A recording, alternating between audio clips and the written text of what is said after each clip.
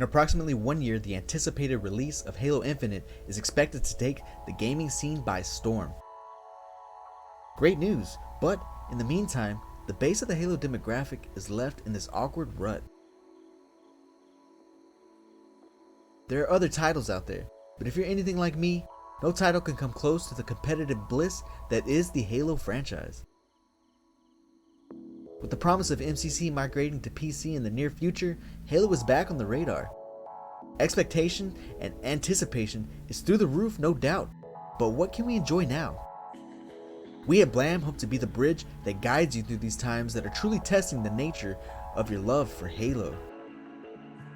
I'm talking about a year of one cinematic tease to just be given another cinematic, or months of being strung along on the hope that you get accepted into Reach flights. Let's be real, stalking developer Twitter accounts can only satisfy that hunger for so long. The question is, what choices do we have now? And how can we utilize our options to fill that void?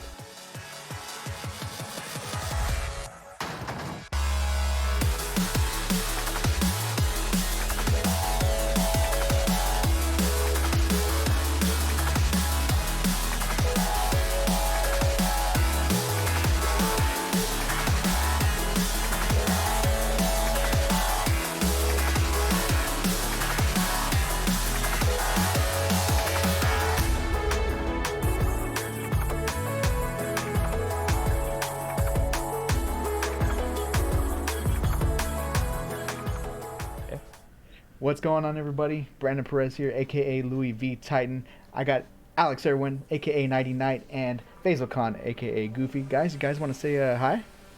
Hey, what's going on, y'all? Absolutely. Hey, everybody, how are you doing? Goofy here, just looking forward to casting some more of these Blam Gaming tournaments, and looking forward to some of these matches we got coming up. Absolutely. Right now, we're taking a look at Primary 2 bracket. I need to update that graphic, but nevertheless, the actual bracket is correct. We got Sad and Get Low about to happen right now. Lobbies being formed as we speak. In quarterfinal 2, we got Pure Cali versus IDK. Quarterfinal 3 is going to be Fear versus POP, and quarterfinal 4, Twitch.tv versus SMH. Goofy, you were here for preliminary 1. You know that Pyretic and Demons punched their ticket to the grand finale, so are you looking for that second place team Scariotic to, and then second place team Sad to kind of walk away with this one, or do you think there's going to be an upset? To be honest, I'm not too sure what to expect, because a lot of these matches and a lot of these players are very evenly matched. I looked for Pyretic to have a big tournament, and I expect him to. If I had to pick one, I would expect Pyretic to go all the way for this one. He's just been putting on a show recently, and but yeah, overall, I'm just looking forward to seeing how these matches turn out. Absolutely. Just so everybody knows, we have worked with Nighty Night before. This is his third tournament that he's casting with us. Nighty Night, we had you back here back in the day. I say back in the day, it was earlier this year, in head-to-head tournaments. And, there's some good gameplay out of that. That was a very interesting type of game type. Yeah, it was a different setup, Mm-hmm. but I liked it. I liked it. It brought something fresh to the scene. Everybody got to see a new way of playing. It was introducing just something that Halo 5 needed. A different way of thinking about 1v1.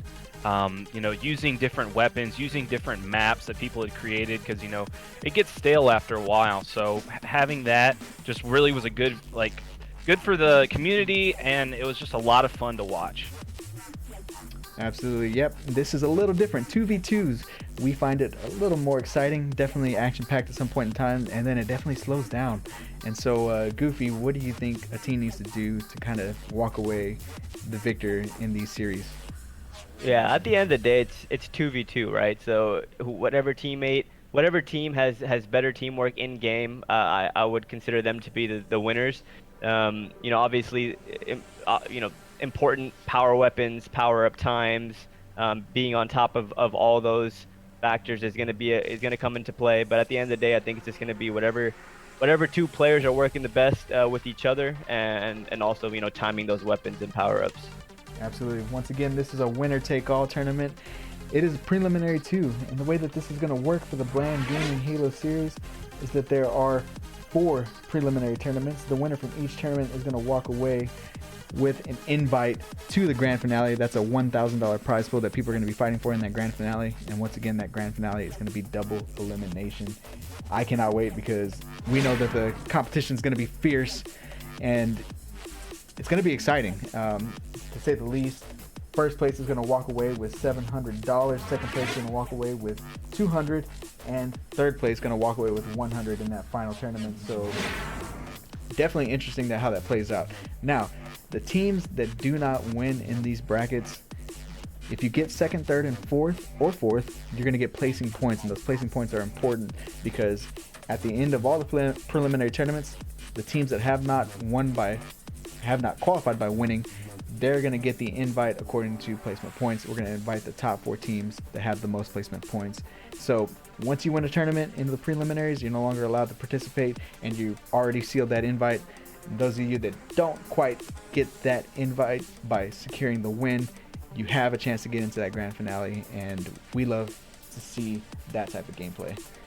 So with that being said, I need to explain something. We've had a couple shakeups in the rosters, and 2 of our teams that receive placing points have given up their placing points to form new teams, and one of those teams is first up here today. We got Scariotic and Vimsy. They formed a new team, therefore they gave away their prelim points.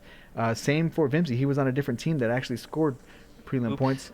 Yep, he was on a team with Command Station. They broke apart. Command Station has a new teammate. So we have 2 new teams and only 1 team that had placement points.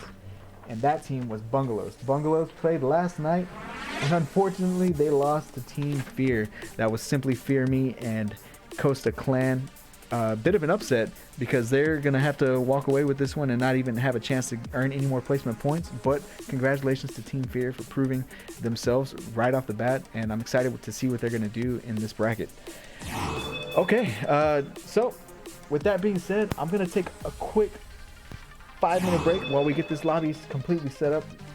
But in the meantime, you guys don't go away. Please enjoy this commercial, and you guys stay tuned.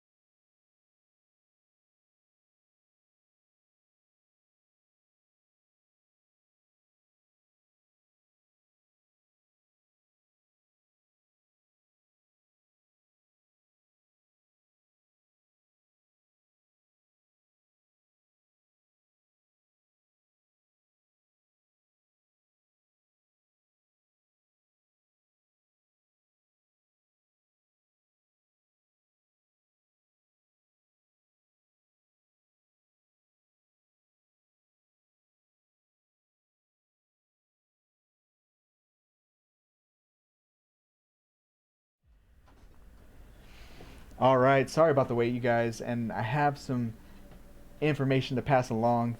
Unfortunately for Get Low, his teammate, GRM Bacon Blade's teammate, lives in Puerto Rico, and I think as some of us know, they just got hit by a hurricane. He has no power. They're not going to be able to play. So congratulations to Scariotic and Bimsy. You guys are going to advance to quarterfinal 1. You guys were the higher seed, so not to say that that wasn't going to happen, but I think that's going to be okay as far as the bracket goes. So we're going to go ahead and move on. I'm going to make a new lobby, and then we're going to try to get our next match set up. Our next match is going to be Team Fear versus POP. And so we're going to go ahead and try to get that squared away and lined up right now. So give us another few minutes. I do apologize for the delay, but sometimes things work out like that. Game 1 between Manzanos and Easy Peasy starts off as a bit of a landslide.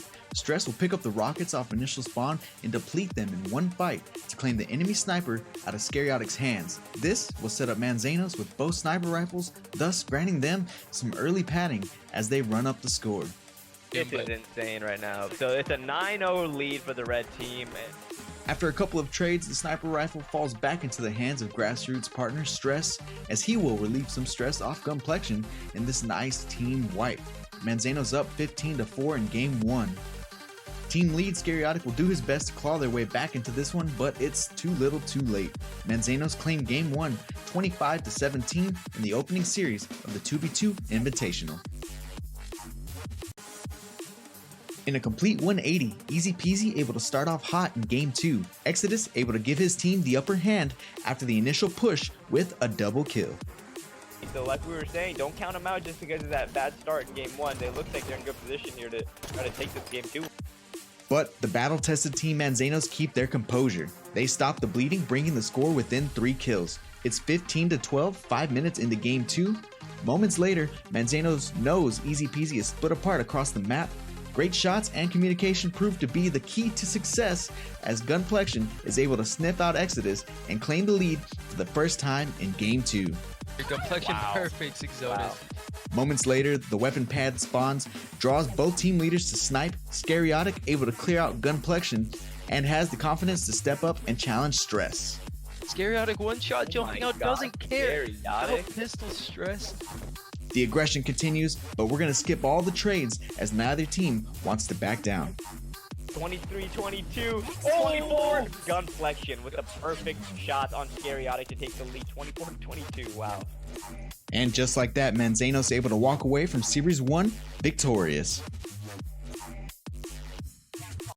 Untouchable living up to the name to start game 1, Bound with a back smack to go up 4-0 until Pyretic is able to spot him top mid and stop the bleeding.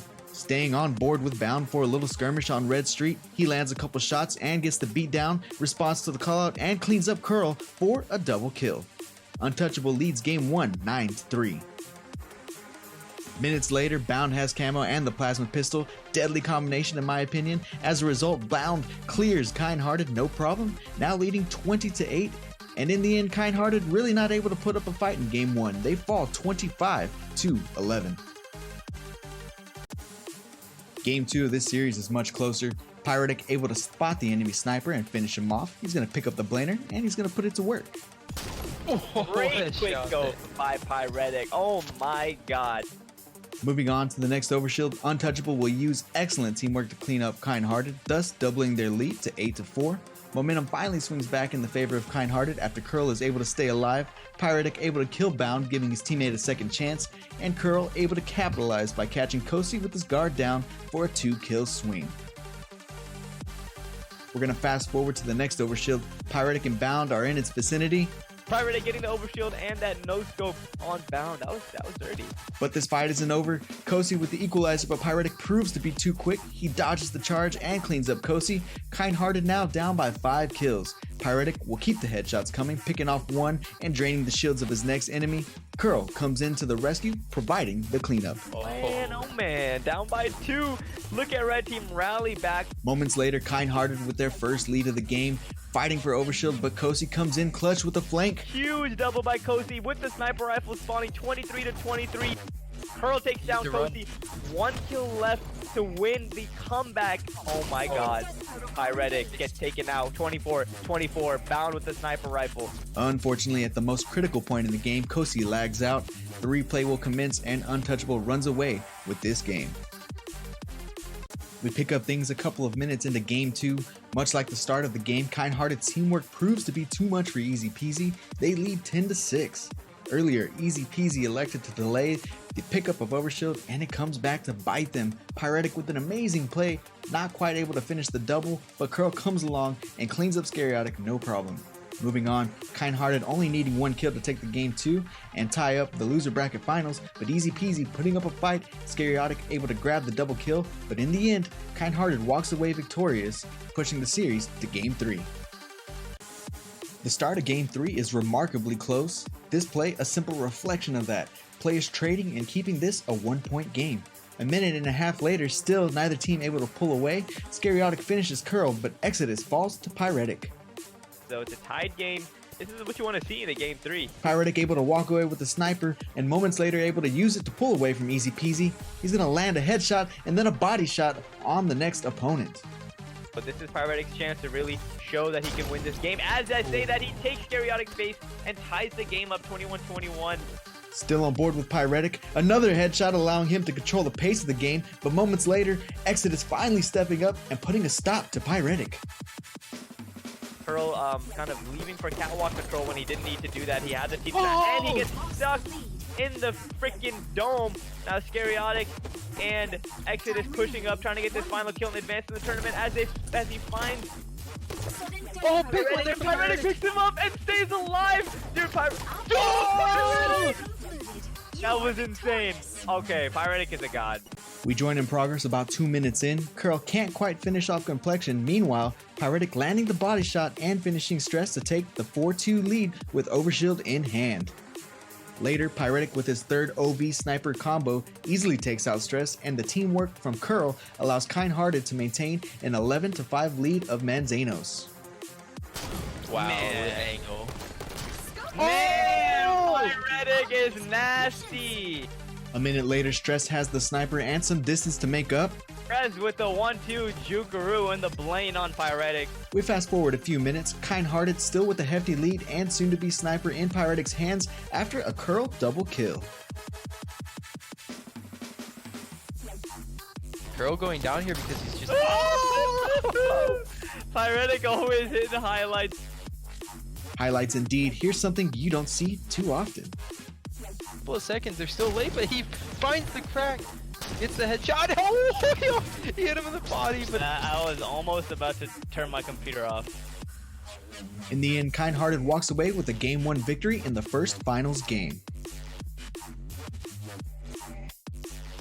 Starting off Game 2 from Curl's point of view, he's able to assist in the first kill, then aggressively push forward and finish off Complexion, which would lead to an eventual 6-0 lead. Complexion going down to the perfect to Curl. Curl playing out of his mind this game. Curl with a kill on Stress as well. What do you attribute the success that Pyretic and Curl have been having in this tournament to compared to last week? I don't know about you, but it looks like they're a lot more confident this time. They're taking their, not only are they taking their battles more confidently, but their teamwork is a lot more confident. They know that their teammates coming in hot and they... All right, guys. Sorry about that wait. We do have another lobby queued up, ready to go. So without further ado, I'm going to hit start on that. And while it's getting ready, pros, we're about to see Bound and Command Station versus Benji and Nikolai. It looks like Bound and Command Station won game 1, 25-15. So right now, IDK with that lead. You guys, what do you think needs to happen on Plaza, especially at the start of the game? Go ahead, Goof. Well, I think it's important on a map like Plaza to really control that sniper rifle. And I mean, off the start of the game, you're going to want that overshield. So you're going to see both teams fight for it. But once the team secures it, you're going to see that team also more than likely secure the sniper rifle. And that can kind of determine how the game is going to be played. Once the team secures the first overshield and the sniper rifle, it really can set them up for success. And the other team has to kind of break out of the setup at that point. So I'm interested to see who wins that initial battle for Overshield. Absolutely, this one is still loading in, but meanwhile we're looking at a little cinematic view of Plaza. Definitely. I think Overshield is the biggest factor at the beginning of the game. We see different players. Some players go to the plasma pistol. Some contest it right away. It'll be interesting how this plays out. But this one's actually getting started right now. So pros, take it away. All right, gonna check out Benji right now.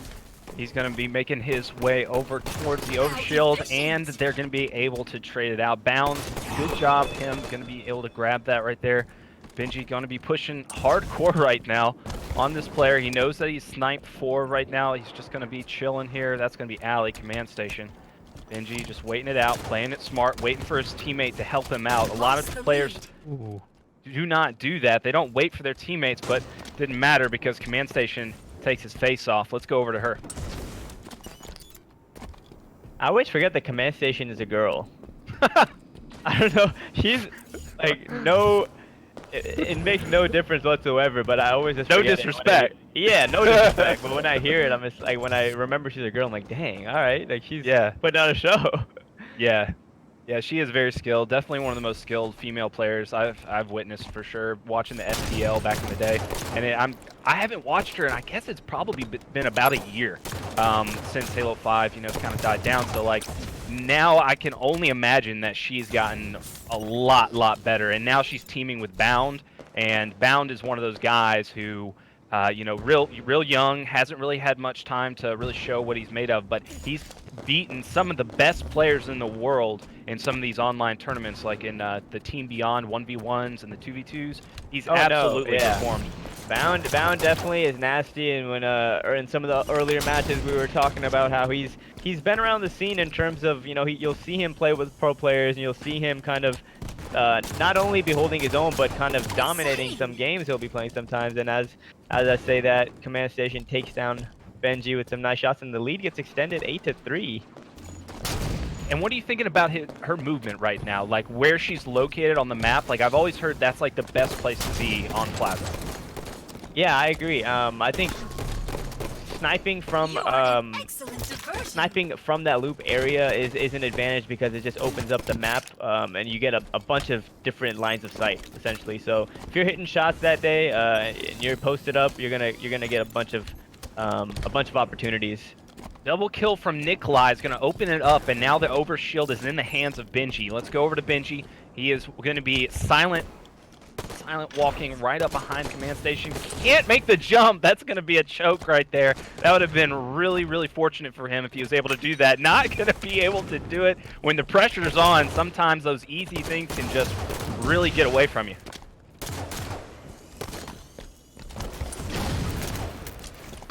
He is managing to stay alive right now. Excellent movement out of Benji, and that's going to help his teammate to secure a kill. 12-6 right now. Nikolai and Benji, they're not looking good right now. This is a tough situation to be in. Bound is being super aggressive. Yeah, I want to hop on board with Benji and just see how he plays this, just kind of bring his team back into the game. And as I say that, Bound with the no-scope melee taking him out. Now the lead is extended 14-6. I'm going to switch on over with Bound. He gets a back smack and is just flying around the map with no worries, it seems like. Up by 9 kills. And remember, this is game 2, so Bound and command station did take a game 1. Bound with a nice no-scope, takes down Nikolai. This is impressive play out of blue team. All right, Benji makes his jump. Gonna stay alive at Snipe 3. Gonna help his teammate. Jumps in for the melee. Is waiting for his teammate to help him out here. Puts some good shots into Bound. Very good job by him. Now Benji has a sniper. I want to see Benji hit some shots, bring them back into this game. They've been down by what seems like a big margin this whole game. Now that you have the sniper rifle and some control of the map, you'd hope to kind of bring it back a little bit. Yeah, Benji doing some excellent movement right now. Gonna miss the no-scope, so backs down immediately. Doesn't try to go for another one.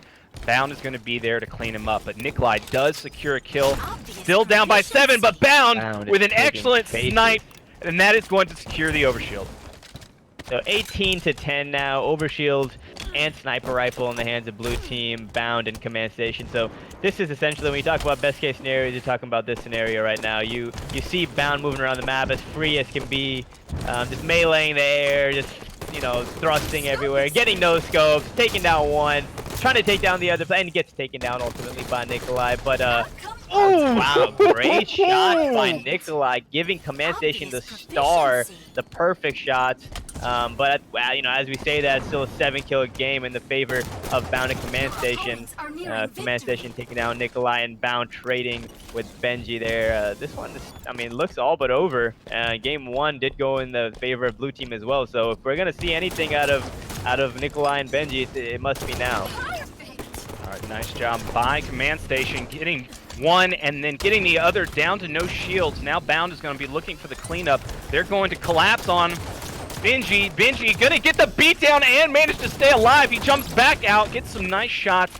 Not gonna be able to get the kill though. That was a tough situation to be in. Only 2 more kills to go. Command Station secures the 24th, 1 to go here, and they are gonna take this match.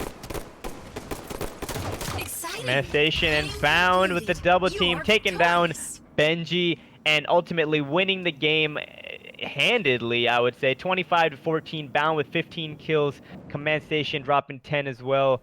And that was a stellar performance out of blue team. You know, after watching just that one game, it looks like they're well prepared for this tournament.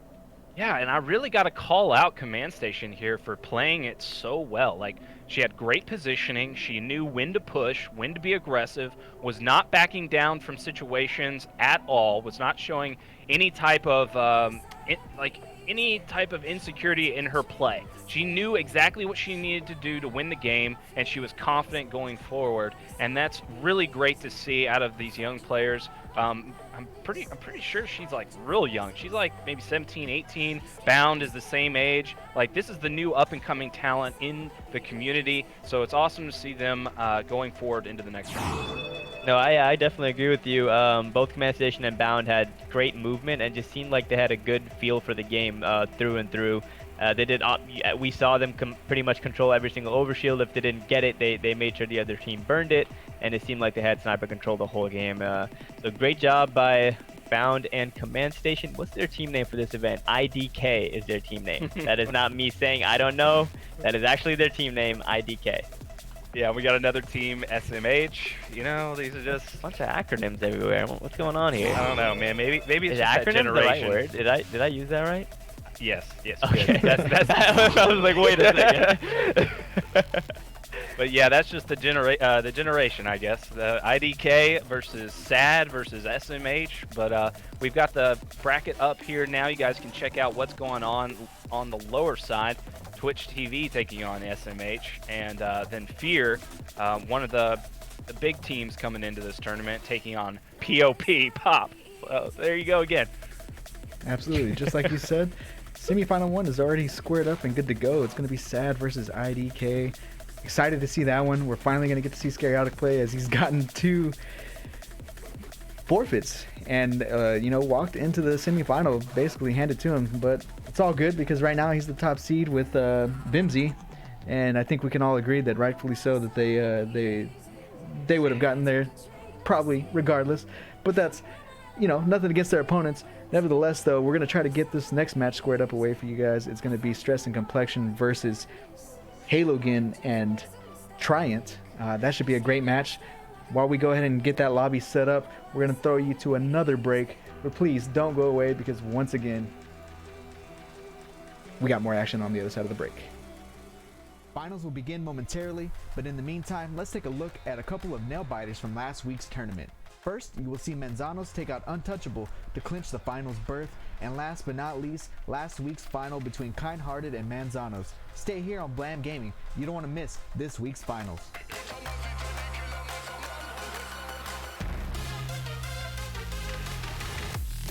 Me got something for them, shut it down. Nasty man no stopping for them, shut it down. Baseline I go shot ya boy dead, shut it down. Full of vibes, no compromise, and make it a raver. Something for them, me a the savior. Nasty man no stopping for them, me a go crave ya. Ill behavior. Shut it down. Shut it down. Shut it down. Shut it down.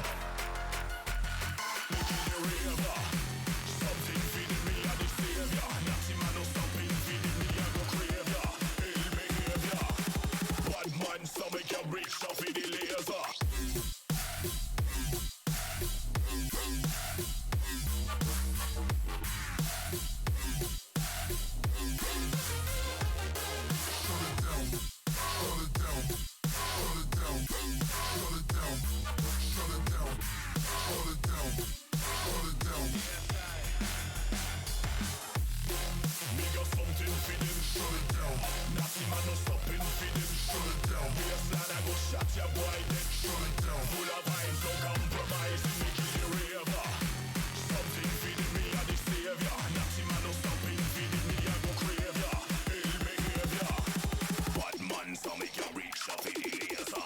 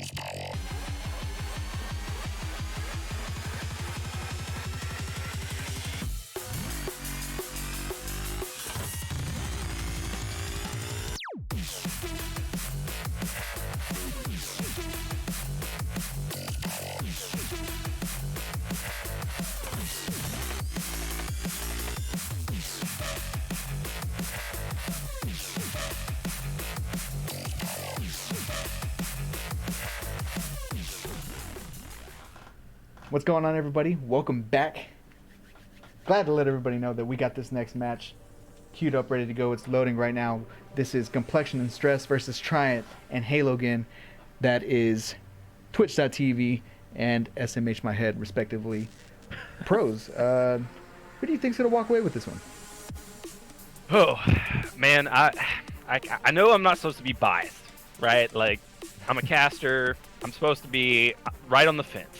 But, man, I've known Stress for so long, and I just know how good the guy plays, how smart he is, what he's accomplished so far in his career. And I really believe that he's going to take this one. I don't know how easy it's going to be, but I know his clutch factor, and I know he's definitely got the upper hand. I'm going to go with a 2-1 in favor of Stress and Gunplex. Just to be devil's advocate, I'm gonna go 2-1 in favor of Tyrant and Halogen. And we're starting off with Stress here. pushes out P side. Nice shots by Gunplexion and Stress, taking down Halogen and securing this camouflage. Stress trying to stay alive here, and it basically gets some control of the map while his teammate Gunplexion runs around and takes down Tyrant. Yeah, Tryant could not get Stress there unless he had like a really, really easy grenade across the map. It was very smart of him not to get up and try to chase him down. But Stress getting away with the camo ultimately is really going to hurt them. You already see it's a 3-0 lead that they have. Stress being very aggressive here. Gunplexion immediately going to get taken out by Tryant. That was a good push on Tryant's part. And now Stress is just going to stay alive. Very smart, taking his time right now. He doesn't need to rush this kill, but he was still weak and decided to shoot. I gotta say that probably wasn't the smartest idea. 4-2 now. Gunplex all by himself, but he does have some nice shots and takes out Tryant. Great shots by Gunplexion there, winning that battle and extending the lead now 5-2 in favor of Gunplexion and Stress. As I say, that Stress takes down Halogen, and I think he was shooting across the map for a second. I thought he was shooting bodies, but I think it's too early for that. Switching on over now with Stress. I want to see how he plays this as Gunplexion goes down. He's behind enemy lines now and gets spotted and jumps into the car attic, trying to be sneaky here, and drops down and gets double teamed by Halogen and Tyrant now. It is still only a 2-kill game, I should say.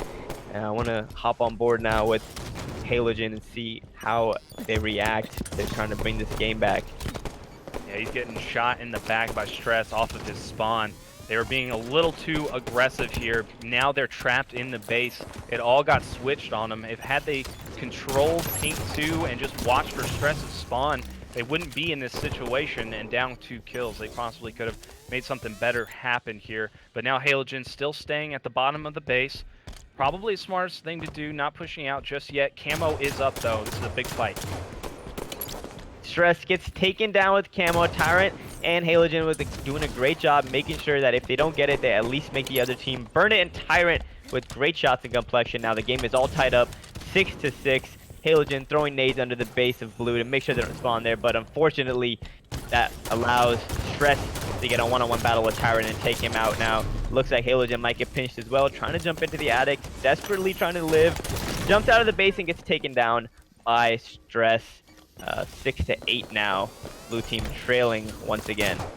Yeah, and I got to give a lot of credit to Halogen right there. He put in a lot of good shots to help try and stay alive over at Car. It was just really unfortunate that the spawn was there. But he also almost individually killed both of the players on the other team. He was only one shot away from killing them both times. So Halogen's still really doing well. He's coming to help his teammate and does secure the kill. Hopping on board with Halogen now. Down by 1, spots a player, blue car, and now a spawner under the base of blue. So you got to be careful here if you're Halogen. Don't give up a free death if you don't need to. Just get the information and pass it on to your teammate so you can hope to work together. Good shots there, good teamwork there by Tyrant and Halogen, tying up the game, taking out Gunplexion, and now they know that Stress is trapped under the base alone. Now you got to make sure you don't let this kill get away from you, and make sure you have your awareness levels all the way up, because this should be a free kill and instead is turning into a possible flank situation, and exactly as I say that, Stress gets stuck though by a great play. Halogen gets a double kill, reversal, and the stick. What a play by Halogen, extending the lead now finally 11-2 in favor of the blue team. Halogen going in for the cleanup is going to land a grenade right on the top of Gunplexion's head.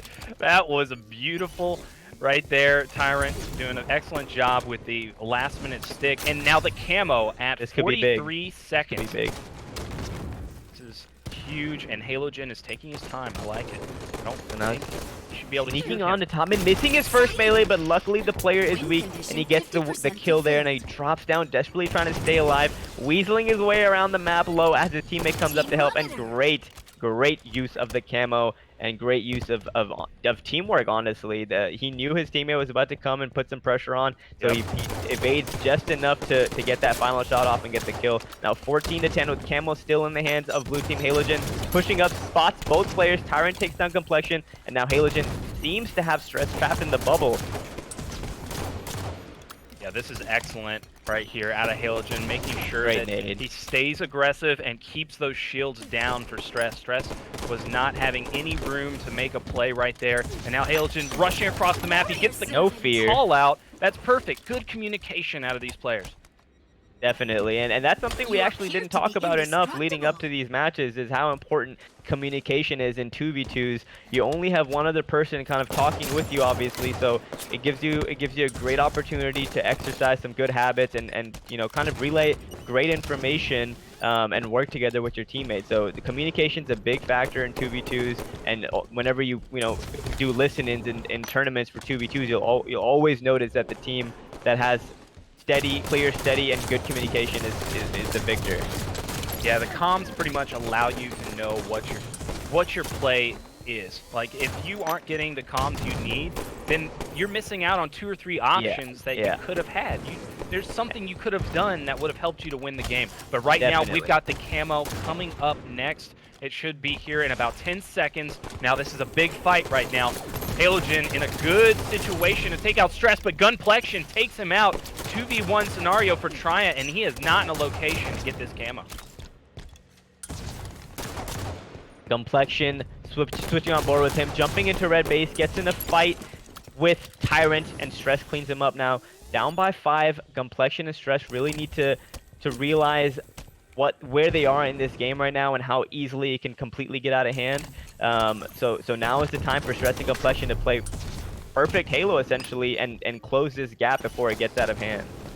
All right, I just want to apologize to the player Halogen. That is an A, that is not an E. So this whole time I've been calling him Halogen. That is Halogen. Sorry about that. So Halogen making a great play right now, trying to get to his teammate to help him out, but he just came off spawn, so he was not able to do so. 19 to 15, 4 kills in between these two teams right now. It is getting serious. It is getting down to the wire right now. Only 5 kills to go. Halogen takes down Stress top middle. Looks for this kill on Gunplexion bottom. Both players are one shot. Logan decides to kind of get his shields and wait for his teammate. I like that play because you have the lead here. You don't need to take any risky battles. You just have to work together with your teammate and hope to close out this game strong. Hey Logan, getting some fire now. I have to get used to saying it now. Hey Logan, getting some fire from red car window, and he pushes in to try to get the kill. But as I say, that Gunplexion drops down. Great job by Gunplexion cleaning up Tyrant and essentially looking for his teammate to help put pressure on Halogen. And now it's 20 to 17. The game's still in the favor of blue team. I really like what Halogen did right there. He made sure that he didn't put too much emphasis on trying to clean up that kill. He just wanted to stay alive. He didn't take any type of damage to allow a player to push him and get an easy kill or maybe a trade, because this game is way too close right now to want to chase kills that you don't need to, and you want to put yourself into the best position possible for this camo. But guess who has it? That's going to be Stress. Let's go over to him and see how he can use it. So this can be a big camo for Stress. His team is down by 2, and he gets the first kill. Easy one-shot pickings on Halogen. Now this closes the gap to 1. I like the play he's doing here. You have camo. You don't just have it for 20, 30 seconds. You have it for an extended period of time, and he's scoping the map out and really playing the methodical game with camo. A lot of the times you see players get a little too trigger happy and get spotted on some early shots there. Surprising from the way he was playing it, but he still has the camouflage in his hand and his teammate is still alive, so things could be worse, but that camo essentially just didn't come into play too much. And there's one thing that always needs to be in the back of your mind when you have camo, is that, for one, you don't want to shoot or thrust or melee or do anything to take you out of the camo until you know for sure where both other players are. So that was very, very smart of him not to engage or not to commit to any of those battles, just to stay alive and just to help his teammate, because now this game is tied up and they're in a much better situation than they were before. Now they have Pink 2 control. Stress gets that player down to no shield with help from his teammate. He has got to push this one. This is a big kill right now. He does grab it, and that is going to be 2 more kills for Stress and Gunplexion here, and they're going to take this game 1. Great turn of events for the red team, Stress and Gunplexion. getting that 2-for-1 trade and extending the lead to 1 so close to the end. 24-22 now as Complexion takes down Halogen, and now switching on over with Tyrant, trying to desperately stay alive, but at the same time, he's going to be looking for an opportunity to close this gap down and go for the win. You're not just trying to avoid the loss, you're trying to get the win. So Tyrant slowly moving into the base. I want to see if he engages in this battle. It does not look like Gunplexion is even going to give him the chance. So both teams playing very slow, very patient. Tyrant now sitting in the car window. Stress and just got Stress camo. has just picked up camouflage. I want to switch on over with him. He has the green gun as well. Misses the green gun bullet, but Stress is there. Complexion is there, I should say, to clean up the kill. And red team, Complexion and Stress, taking game 1. 14 kills for Complexion, 14 deaths as well. Stress on the other hand, 11 kills, only 8 deaths.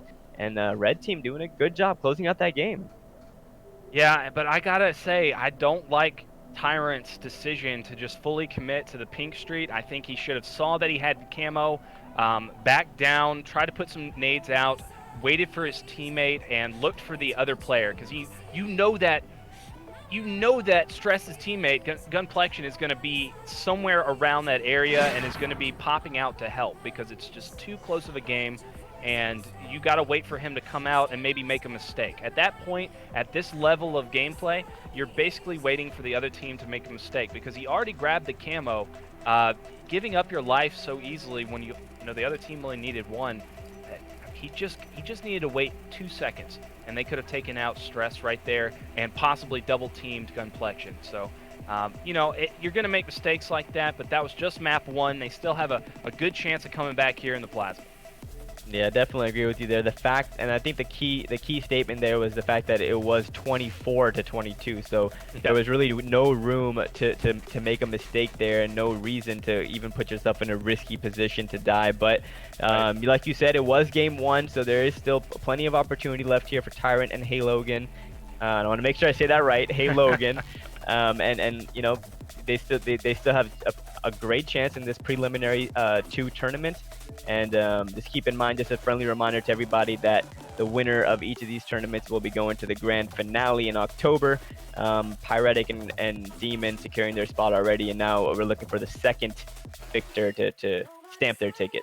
Yeah, and the other teams who have been placing well and accumulating points, they are going to, tally it up at the end of this tournament, and we're going to see who's going to go on to the to the $1,000 tournament. So this is a big deal. Every single game matters because that's going to be used for tiebreakers. So every match is important. Get your points, win the games, and then you might be eligible to make a huge run in the $1,000 tournament where you could possibly upset Pyretic and walk away with a good chunk of change. First place is going to walk away with $700, $350 for an online Halo 5 2v2 tournament. You can't ask for much more than that. And that's on top of the 100 they get for winning the preliminary. Right. Yeah, exactly. But winning this one go. tonight, $100. So pretty awesome.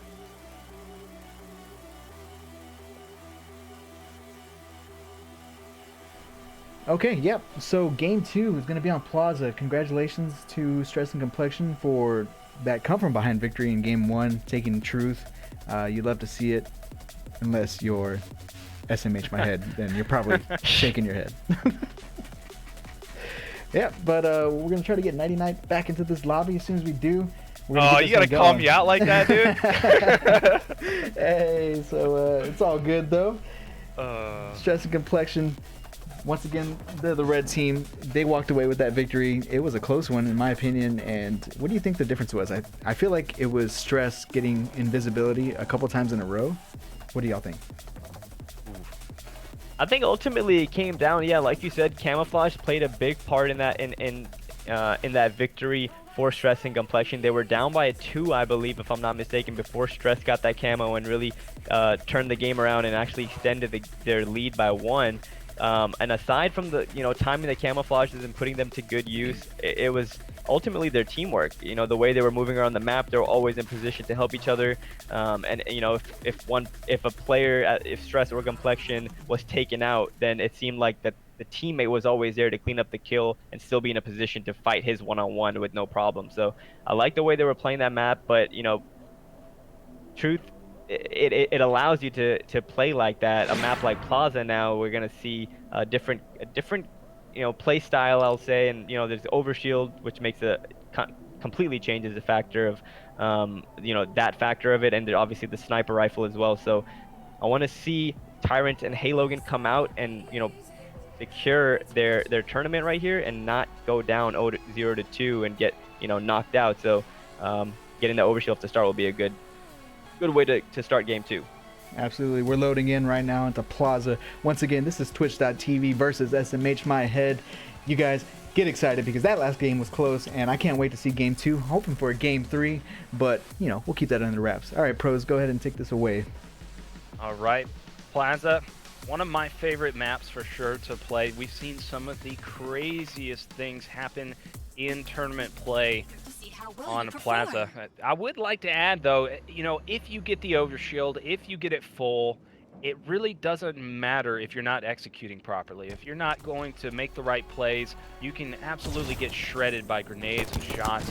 It wouldn't matter whatsoever. So I do believe that the camo played a big part last map. But ooh, Tyrant with the perfect shots on the gunflexion right off the bat, and then Halogan gets stressed.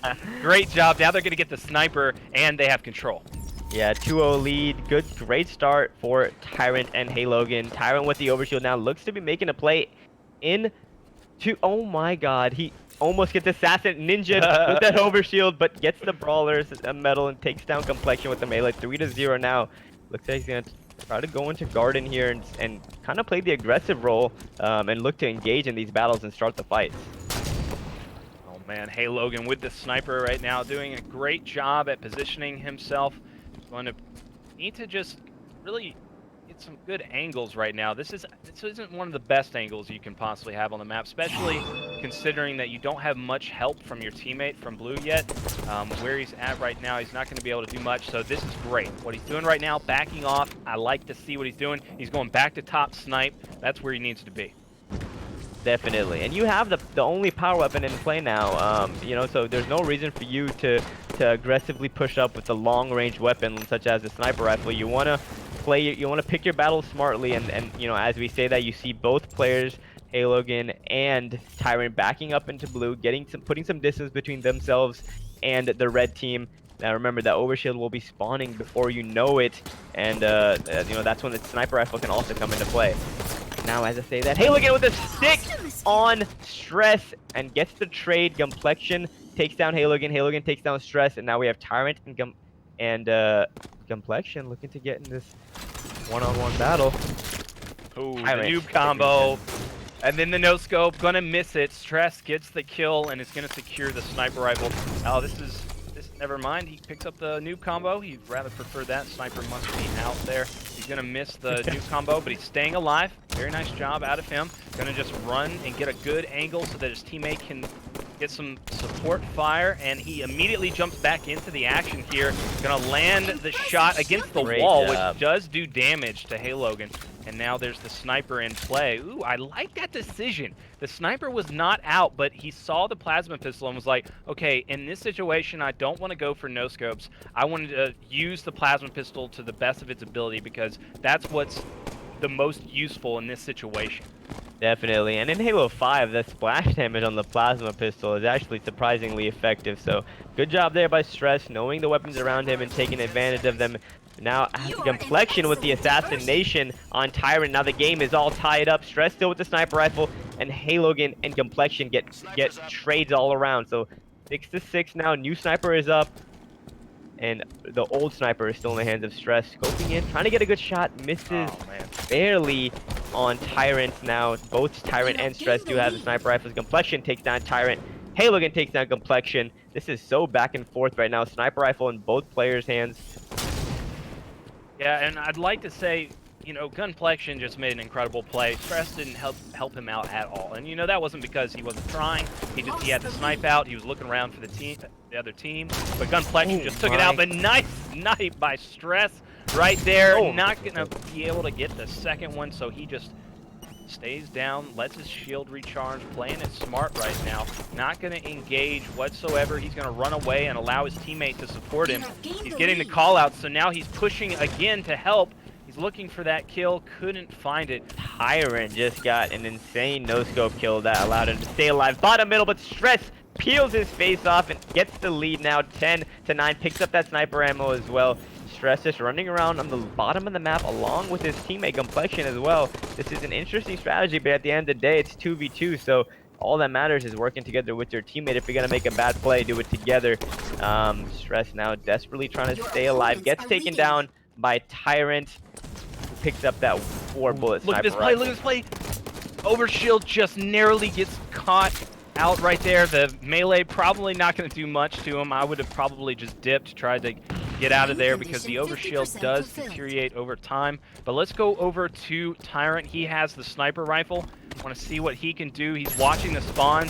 He almost takes Complexion's head off there, watching the spawn at bottom elevator. Both players are stuck down there. We've got the overshield jumping on top of both players and the sniper watching, and that is going to be Stress taking out Halogan. Halogan does get the beatdown and the trade though, 14-11. Tyrant now with the sniper rifle, just playing it slow. His team has the lead by 3 kills.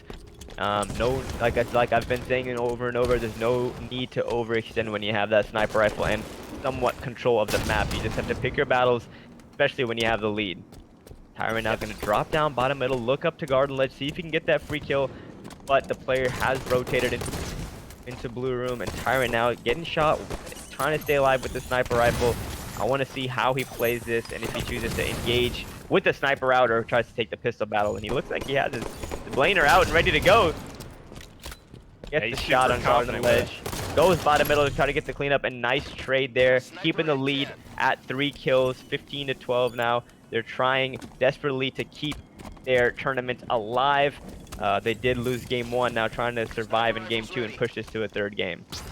Stress getting the 2-shot beat down. He gets that 3rd just in case. Gunplexion gonna grab a great snipe onto Halogan. Now it's only 1 kill game. They're trying to guess where the spawns are gonna be at. They were bottom lift and at blue, so that's pretty much where they are guessing right now. Gunplexion with another snipe right now. Excellent job by him. That is going to be a tied game. Gunplexion right now really just playing this extremely well.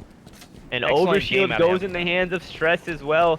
So 15-15, sniper rifle and OV in the hands of the red team. Looks like Stress almost got caught slipping, but turns around in time, gets the kill on Tyrant. Still has some overshield left, pushes onto blue ramp and fights this player in dip. Halogan desperately trying to stay alive. Doesn't want to go down as his teammate is spawning, looking for help. Stress still looking to engage in this battle. Spots Tyrant top garden ledge, shoots him down to 1 shot, and it looks like, Oh no! what was that? He naded the wall and fell down into his own grenade. I I hate guess, to see it. yeah, it's not good, not good. Especially at this point in the match, we've got it only 2 kills away from coming back into it, and you're gonna kill yourself? Nah, not. You can't have that, man. Now, I want to. We haven't talked about this light rifle enough, but this honestly can be a difference maker at times. We forget, you know, how powerful this rifle really is. Halogan trying to go for that ninja, but Tyrant with some great grenades. He picks up a free kill basically on Stress. Now sniper rifle in the hands of Complexion, trying to get the trade but does not. Tyrant takes him down as well. So 18-16, they're not out of it yet. It looked like for a second there, Tyrant and Halogan were about to fall. You know, the deficit was about to extend. But they do a good job closing the gap and keeping this a 2-kill game. Halogan trying to stay alive bottom middle, gets taken down by Gunplexion, and Tyrant gets the trade. So how do you expect Halogan and Tyrant to kind of change the tides here and kind of get this lead and move towards that game 3, Nighty? Exactly what they're doing right now. They're staying aggressive on each kill. They're not letting up. Right now, they are getting back into it. They just tied up this game, and now Overshield is about to drop. If they grab this Overshield, they should be able to turn this all around and be in a good situation to tie up this match. A killing spree out of Tyrant right now, but Gunplexion steals the Overshield out of nowhere. Complexion making a great play and just straight up steals that Overshield now. Trying to close this series out, but he gets completely melted by Halo again and Tyrant. Now 21 to 19. Sniper rifle spawning in about 8 seconds now. Tyrant and Halo again not looking to go down without a fight. Now Tyrant pushing in slowly into blue room. I was gonna say gets the trade with Stress, but he gets the kill on Stress, stays alive, and extends the kill to extends the lead, excuse me, to 3 kills. Now trying to make his way towards snipe side and basically letting his teammate Halo again go to work with this sniper rifle. Yeah, and that's a testament right there to the light rifle. It's only a 2-shot beatdown. You're not going to be able to get a trade with it if you are in a melee battle because it is just so powerful. Halo again is going to try to land some shots. He does hit it, but Stress cleans him up. Possibly should have backed down right there, but every now and then you feel like the hero and you want to just stay in that battle thinking you're going to hit that shot. But no, they're not goofy.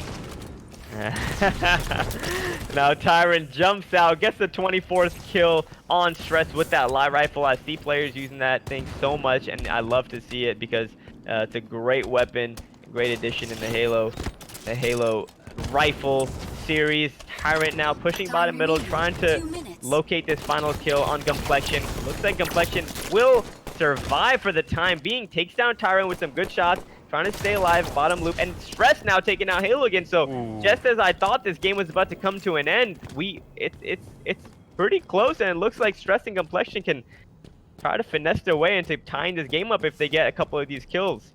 Oh yeah, if I were Tyrant or Halo again right now, this is definitely a sweating type situation. Like you know that the sniper is in the hands of the other team. You can really make a huge mistake right now. Overshield is spawn now. Complexion with the sniper rifle. Stress with the OV. Down by 2. Let's see what kind of play Stress Tyrant makes. has plasma pistol. Tyrant has a plasma pistol, so jumping up with Stress now. He has overshield, top guard and ledge. Spots a player below him. Takes him down right away. No hesitation. Body shot goes down on Halo again. Stress trying to clean it up, and he does. 24 to 24, sudden death. Overshield is still in the hands of Stress, and he also has that green gun. So this game was completely wrapped up and ready to go for Tyrant and Halo again, and just like that, they're 1 kill away from being knocked out. And Tyrant is in the worst position possible. He's bottom mid. Oh my god, that player goes for the... What? Why would you go for the ninja? Stress taking down Halo again and putting away this game and the series 25 to 24. What an intense closeout game. I'm honestly speechless after that one. I really thought Tyrant and Halo again had that one in the bag. And just like that, Stress and Complexion showing that they're a threat in this tournament and looking to come get that first place. All right, Faisal, in that situation, what do you do? I definitely don't try to go for the ninja on the overshield player. I'm telling you, man, I would book it. I would absolutely. If I saw the overshield guy coming my way, I would immediately hit that sprint button and be on my way out of town. And I know exactly where my teammate is. I know where to bait with him. Now, definitely. I mean, you got to say this. Tyrant picked the worst place to be. I mean, you're not going to make many plays down there bottom mid. I mean, it might be unpredictable, but, oh, Lord, he could not help. He could not help his teammate at the end. And, you know, Halo Logan was pretty much left out to dry. At least try to put shots or something. Maybe Stress would have missed his noob combo and Halo Logan would have clutched it. But a ninja is such a low probability in that situation. I mean, yes, you see it work all the time, but I am so ticked off right now. Definitely, and I believe the player who got caught top snipe, I think by the time he got spotted, but you know, in fairness to him, by the time he got spotted, you know, by the overshield player, it was already too little too late. He was in such close quarters with him that he really had no chance. So I think more so than the ninja attempt, I think we should give props to Stress there for not wasting any time when he still had some of that overshield and quickly making his way all the way to top snipe to engage in the battle. So good job by Stress and Complexion, you know, wrapping up that game too. It was definitely a nail biter, but man, that was one for the books. Yeah, definitely a huge clutch out of Stress and company. Complexion just Gunplex was playing outstanding the entire game. Like I said, a lot of those situations he was in, he was doing it all by himself, not because Stress wasn't helping, but just because he couldn't. And that was, I mean, you could say a lot about that. He was absolutely taking over the map. Absolutely, that was really intense. We're taking a look at the bracket right now. We have our semifinal 1 squared up. It's Sad versus IDK, and semifinal 2, Fear versus Twitch.tv. You guys, I am excited because I know all 4 of these teams are very skilled, and I'm actually really excited to see semifinal 1 because we have old teammates facing each other. Scariotic and Bimsy facing off against Command Station. Command Station and Bimsy last tournament actually played together, and they broke their team apart, and so I'm curious to see how that's going to play out. Oh boy. Absolutely. But in the meantime, we're going to go ahead and go to break. I'm going to load into this next lobby. We're going to get this all squared away, so please don't go away. Enjoy these highlights. These are from last preliminary tournament, so enjoy. First match streamed for the Blam Gaming Halo series features Team Pure Cali versus Team Bungalows, respectively Nikolai and Bones versus Barbie Boy and the Gold Star BR. Pure Cali came into game 1 ready to make a statement. Bones is going to multitask and finish off Barbie Boy. Then moments later, Nikolai able to take out the Gold Star BR. That's a 5-0 lead to start the game. A minute later, it's 7-4 in favor of Pure Cali. Bones is going to perfect the Gold Star BR. Active Camo gives him the opportunity to deal more damage to the enemy on window. Barbie Boy with the stick on Nikolai, that was a huge play. He stays alive. Mid-game now, competition is starting to heat up. Gold Star is forced to keep moving despite being one shot. He throws the perfect nade and is able to clean up Nikolai with the nade shot. Soon thereafter, things are all tied up. Kind of got to be careful here if you're Nikolai. As I say that, he gets nice shots down to take down Gold Star BR. Now his teammate Bones cleaning up Barbie Boy. And Nikolai and his opponent are fighting on the bubble side. Oh, what a play here from Barbie Boy. He leaves the player in the bubble. He's going to jump up top mid, help win this fight, but oh no, Gold Star BR goes down. Because that blue team's going to get the camo. Who's going to pick it up? It's going to be Bones. And that same camo is going to allow Pure Cali to expand their lead. Bones with a beat down on the Gold Star BR. Meanwhile, Nikolai cleans up Barbie Boy. They lead 19-15. In the final 3 minutes of the game, things remain competitive. Barbie Boy is going to challenge Bones, but chooses to reload mid-fight. This will cost him his life. Meanwhile, the Gold Star BR is going to spot Nikolai clambering top mid. Easy 3-shot beatdown for Gold Star BR. It's 21-19 in favor of Pure Cali. And in the final play of the game, Nikolai and Bones are going to be able to collapse on Barbie Boy. Nikolai is going to chase the Gold Star BR into red 1, eventually securing the game-winning kill. Pure Cali wins game 1, 25-19. Game 2, as usual, is on Plaza. We picked this one up a couple minutes into it. Both teams neck and neck as kills seem to rotate throughout the start of this one. We are all tied up at 6. Moments later, the battle for second overshield commences. Bones is going to guard the spawn with his life as Bungalows contest for OV. He's going to get melted. Goes no shield, but they couldn't find the headshot. Accidentally gets the kill. Wow. That's crazy. 30 seconds later, Pure Cali continues to apply pressure. They're able to switch off each other's fight and clear the playing field. Pure Cali leads 10-6. Bungalows need to stop the bleeding. The Gold Star BR picks up the light rifle and starts to come back at that lead. He takes out Nikolai no problem, then peeks across map and picks off Bones. That ties the game once again at 15 apiece. After another round of trading, Nikolai lands the body shot on Barbie Boy but is unable to finish the kill. Gold Star BR with the nasty double kill, getting his team the lead by 2 kills, 19-17 now. 3 minutes left on the clock, score still tied. Bones gonna chase down Barbie Boy and take him out, but the Gold Star BR isn't far. He is able to prevent Bones from regaining full shields and clean up the kill. We are still tied up at 21 all in game 2. 1v1 here between Bones and Gold Star. Gold Star wins it! What a huge win there. He's going to go for the sniper now. His teammate's shooting him in the back, and that's going to be a 23-21 lead. The Gold Star BR able to put the snipe to work and extend that lead by one more kill. Final kill of the game will also go to Gold Star. Bungalows claim victory, and just like that, this series is headed to a decisive Game 3 on regret. No surprise here, this one starts hot. Gold Star BR applying copious amounts of pressure. Uh-oh. Getting chased down. It has to reload. Uh-oh. Overshield gets entirely wasted, but 3 kills for an overshield, that's pretty good. A minute and a half later, Gold Star BR in a bit of trouble. One player from each team falls, and that leaves the 1v1 between Nikolai and Gold Star. Despite his height disadvantage, Gold Star is going to land the final headshot and extend their lead by 4 kills. That play leads to Overshield in Gold Star's hands. He challenges Bones, then continues to push like a madman. The aggression comes to fruition. Bungalows now lead in Game 3. Overshield's coming up in about 10 seconds.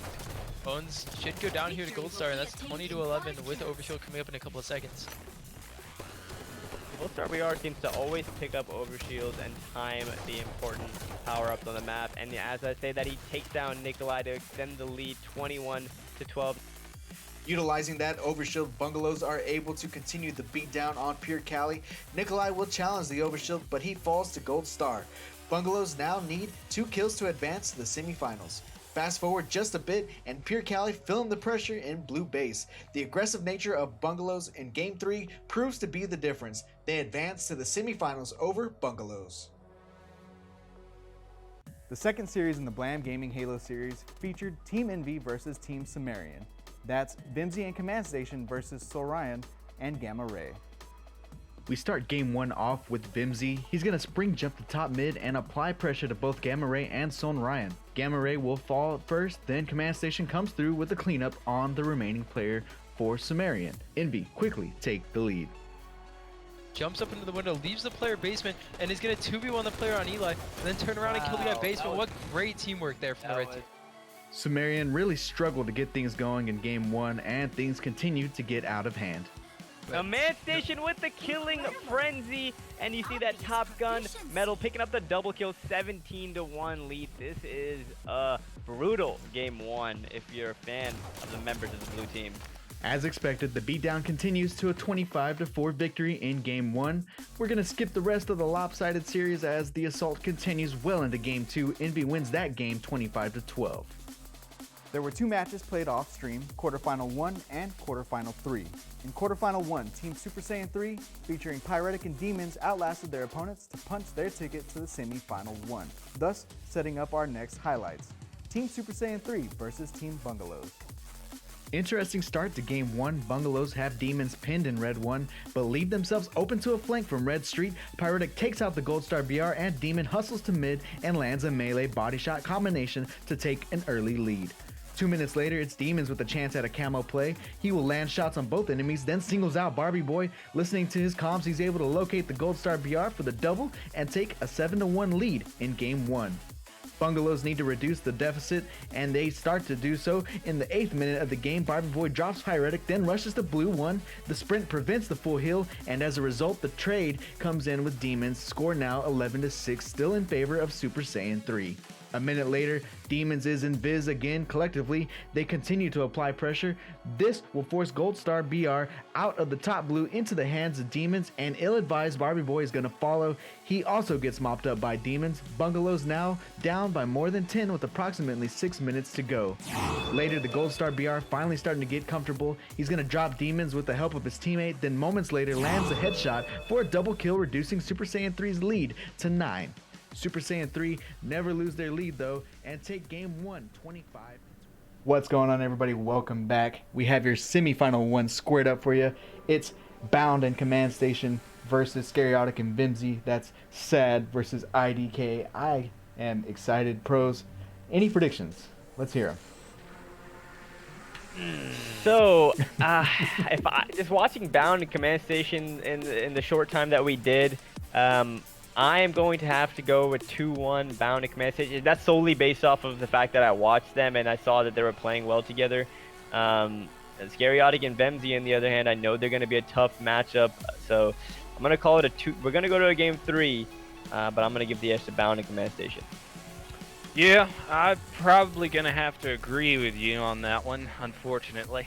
I do think that Bound and Command Station looked great, and viewing the highlights from the last tournament, Scariotic was not on his A game. So unless he's picked it up today, I'm definitely. That Scariotic is calling you out. I'm definitely not I mean, I've seen what the kid is capable of, so it was kind of weird to me. But I don't know. I think Bound and Command Station are going to shut it down, and they're going to end it in a 2-0. I'm going to hop on board with Scariotic.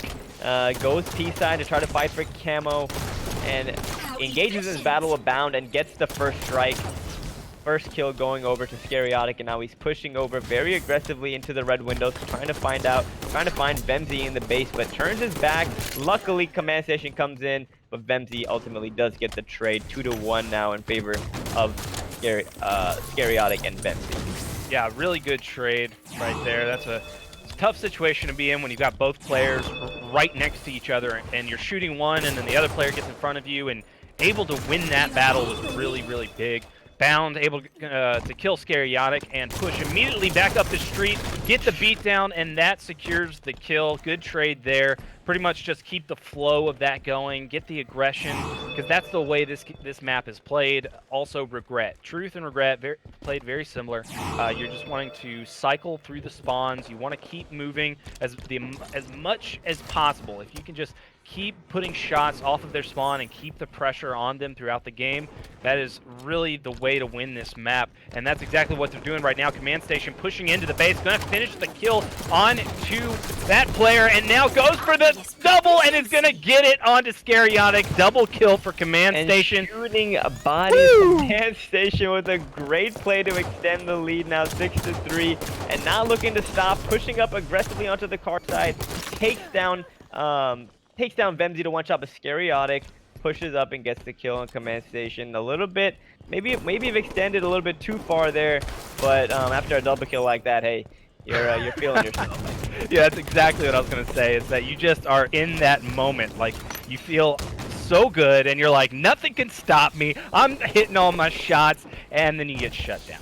But yeah, that's just the way it is sometimes. Bound gonna get taken out. Command Station does pick up the kill. Scariotic moving up on the street here. Does not see the player. Can probably hear him though, because that's why he turned. But the Command Station already had the shot. Yeah, excellent job. Great accuracy. Camo is up. It looks like Bound is gonna get away with it. Let's go over to him, see what he can do. So I want to see. So there's like, you know, different ways that people play their camouflage life. I want to see how Bound chooses to play this, and as I say that, he drops down like Batman and gets the melee on Vemzy and the cleanup with the pistol. Now spots Scariotic and chooses to start shooting and engaging in the battle. That's a risky play, but I like how he, you know, ultimately just escaped and didn't challenge to the death and let Command Station pick up the kill. So now looking to continue pushing with the camouflage. I like that again, because players don't expect you to really make that aggressive play when you have camo. He didn't even care that he was visible. He just pushed up and got the kill. And now he's on a tear. Bound seems to have assisted in the last 4 kills and continues to push up in the red window. Takes down Vemzy. And he was on quite a spree there. I don't know if you just saw that, but Scariotic decided to give up a free death because he wanted to go in front of the window to teabag and shoot Command Station's body.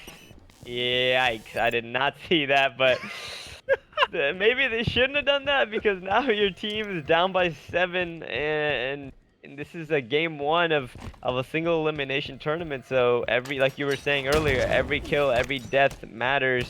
And every game matters, because at the end of the day, they're going to count those points to try to get you into that grand finale tournament.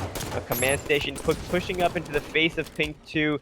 It's back down now, taking heavy damage, but peeks out just in time to put shots down on Scariotic. Both Vemzy and Scariotic seem to be trapped carside the base. Now I want to see how Command Station and Bound play this. It looks like they're going to try to time this right and get that pinch going. And Bound does pinch Vemzy, takes down a great nade by Scariotic to take down Command Station. Now we have Bound and Scariotic battle going down on the car side. Bound doing a good job staying alive. Going to be with his teammates here. Yeah, able to secure this camo. This is big. Now Bound is going to be able to stay alive, waiting for help with Command Station there, putting in shots, not getting the kill just yet. Bound's not in a good location to get the kill. He does jump up thinking that player's still there. But that player is able to swindle his way out of there, and with that camo, they are going to run away. That is a very smart play, because, I mean, it's very hard, very difficult to see that camo. It's tough to get into a situation like that. That stick does not connect. Command Station going to get 1. Can she get 2? She's full shields right now. Does put some excellent shots into this player, but she runs out of ammo. Oh, no. Embarrassing Command Station. You wish to have reloaded earlier there for Command Station, because that was almost not as bad as it looked, because because you know she didn't miss any shots, she just had to reload, but it looked really bad. Vemzy taking her down, but now Bound with the double kill, 19-11. Bound and Command Station have such a hefty lead. It didn't even seem like that was the case with the way some of these battles were going down, but 8-kill lead in the favor of Bound and Command Station. Both of them pretty much even kills, 10 and 9. Scariotic, though, does take down Bound, and Command Station can't get that trade. and ultimately gets taken down because of it. Now 2 deaths go down there for Bound and Command Station. But like I said, when you have such a big lead, you're fortunate enough to make mistakes. And Scaryotic switching on board with him throws an insane Yeah, that was grenade that beautiful. pounced from the window all the way into the attic. So I learned something new right there. Yeah, that was really good. Scaryotic now continues to push. It seems like both Scaryotic and Bound don't stop holding forward. They just get the kill, and they get the kills and move immediately over to the other base, which is, honestly how you play 2v2s on this map. So it's just interesting to see them do it so aggressively. Now only a 4-kill game now. Vemzy and Scaryotic are kind of doing a good job cutting the deficit down. Now, as I say that, only down by 3, and Camouflage in the hands of Scaryotic as he gets the kill on Command Station as well. Down by 2, Camo in the hands of Scaryotic. This one was just an 8-kill game. Now it's just 2 kills. What just happened there? I like what he decided to do right there. He was, in a position to grab the camo, but he decided to push for the kill first. He didn't want to allow himself to be stuck in that animation and die. So that was a very good heads-up play by Scaryotic, making sure to keep the pressure on, and now it's just a 2-kill game. Unfortunately, that camo wasn't put to the best of use. Command Station with an excellent trade right there. That's going to keep them in this game big time right now, only needing 4 kills to win the game. Make that 2 excellent shots out of Bound right now, still putting in fantastic shots, and he is challenging, man. He's got no fear.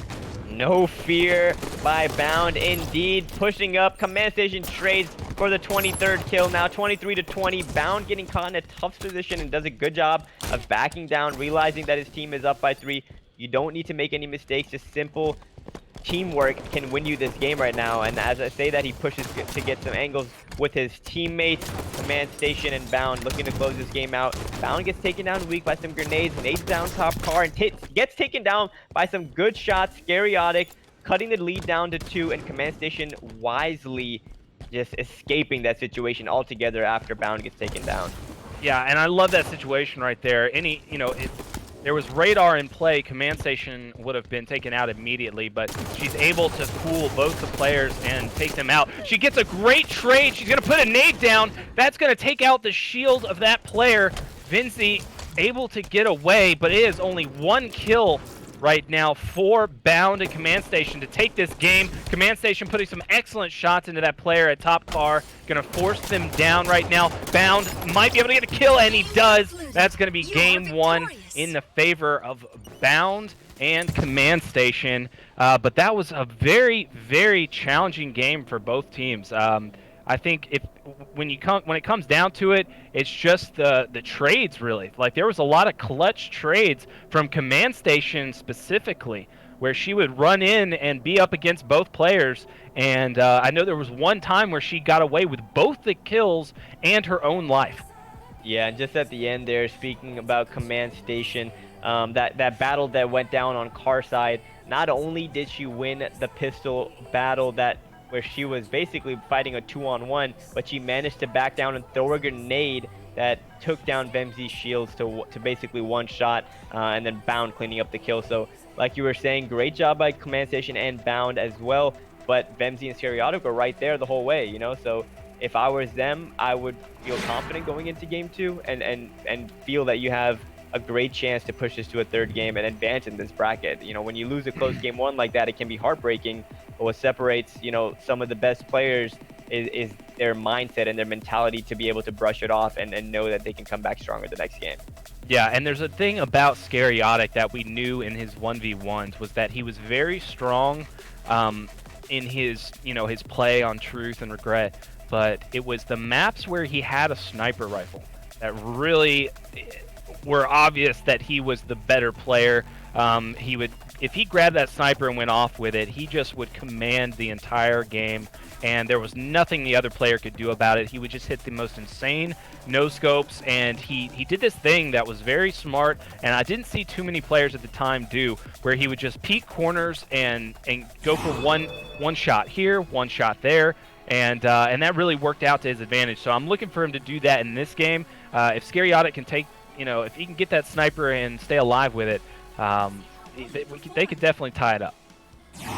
So now, as we've been saying for the start of these Plaza games, Overshield is going to be your first point of attack for both teams. Let's hop on board with Bound and see how him and Command Station plan on getting this overshield. It seems like it's a straight dash to the Ovi, and who picked it up? Scariotic beats Bound to the punch, both literally and figuratively, as he punches Bound and takes him down for the first kill. Vemzy getting the second kill now. 2-0 lead. Great start for Scariotic and Vemzy after going down, you know, in the nail biter game 1. Great snipe there by Scariotic, taking Bound's face off. And as I was saying, after going down in the heartbreaking game 1, Scariotic won't even let me finish the sentence because he's hitting insane headshots, taking down Bound, taking down Command Station, and now pushing up aggressively into the garden with his light rifle out and spots Bound. Great, impressive job by Scariotic and Vemzy to start this game off. Yeah, Scariotic just not missing whatsoever, and that is really, really something you don't want to see if you're Bound to Command Station, and they are running together so well. Scariotic is just taking bases right now. This kid is dirty with the sniper rifle. You have Bound in the other team that can hit some crazy shots, and you have Scariotic over here that can do the same. So let's see what he does now. Hopped on top of the garden ledge, tries to get a quick scope, but misses barely. I like this play, him backing down, not trying to force anything. Now, if you just have to hope if you're Scariotic that Vemzy doesn't give up an unnecessary death here, because that puts pressure on you as a sniper. As long as your teammate's alive, you have that opportunity to roam and be a little more free.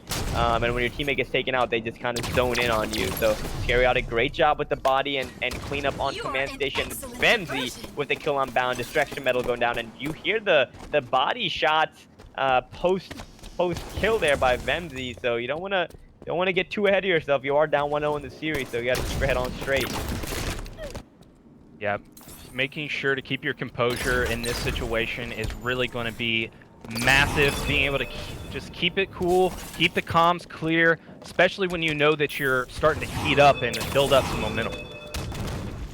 This overshield is going to be a big factor in who kind of has an advantage moving forward, and Bound scoops it up. His team is down by 6, and he gets assassinated by Vemzy. Command Station picks up the kill on Vemzy, but wow, that was I would call that a vital turning point in this game. Bound getting assassinated with that overshield, and now Scariotic taking out Command Station. Bound running in a little bit late to try to help her, and might get taken down as well, but a great job by Bound to get in positioning to take down Scariotic, and now almost takes down Vemzy. Looks to hunt down this kill, and in a successful scenario, he'll be able to get 2 kills, but Vemzy doing a great job just running away. Oh, I did say that Command Station takes him out. Yeah, the good old bait and switch. You got to see that a lot in this map, especially because of how many tight quarters there are and how many, you know, you can just go back and forth so much. It doesn't matter if you're no shields or not. You can just pop out right at the last second and get a few extra shots. Just one shot into the other player to help your teammate can make all the difference. Definitely agree with you there. Vemzy with a great grenade on Bound, a great cleanup on Command Station. And now 13-6 in favor of the blue team. Scariotic and Vemzy really looking to push this into game 3. Good shots going down by Bound, but Vemzy jumps in with the sniper no scope, makes light work of him, jumps into the ledge, jumps into the window, I should say. Sniper rifle still in hand, trying to locate. He knows the player. I think he knows the players around him, as you see Command Station standing on a ledge right to his left, but he does not see her, and she gets spotted by his teammate. Vemzy cleans up Command Station, now searching, looking for Bound, but Bound is all the way on the other side of the map fighting Scariotic, and they go, you know, go 1 for 1 and trade. So if you're Vemzy and Scariotic, you are sitting pretty right now. You're up by 9. You're about to get this overshield. Vemzy picks it up at 46. So everything's going right for the blue team right now. Exciting. Great snipe and pistol takedown there. Vemzy is on a roll. Bound takes down Scariotic on the other side, but you just see Vemzy moving around so carelessly in this game. Almost gets a ninja. Still almost gets ninja, but Scariotic saves his life. Up by 10 kills. Still has a sniper rifle. What do you hope to see from Vemzy to close this game out?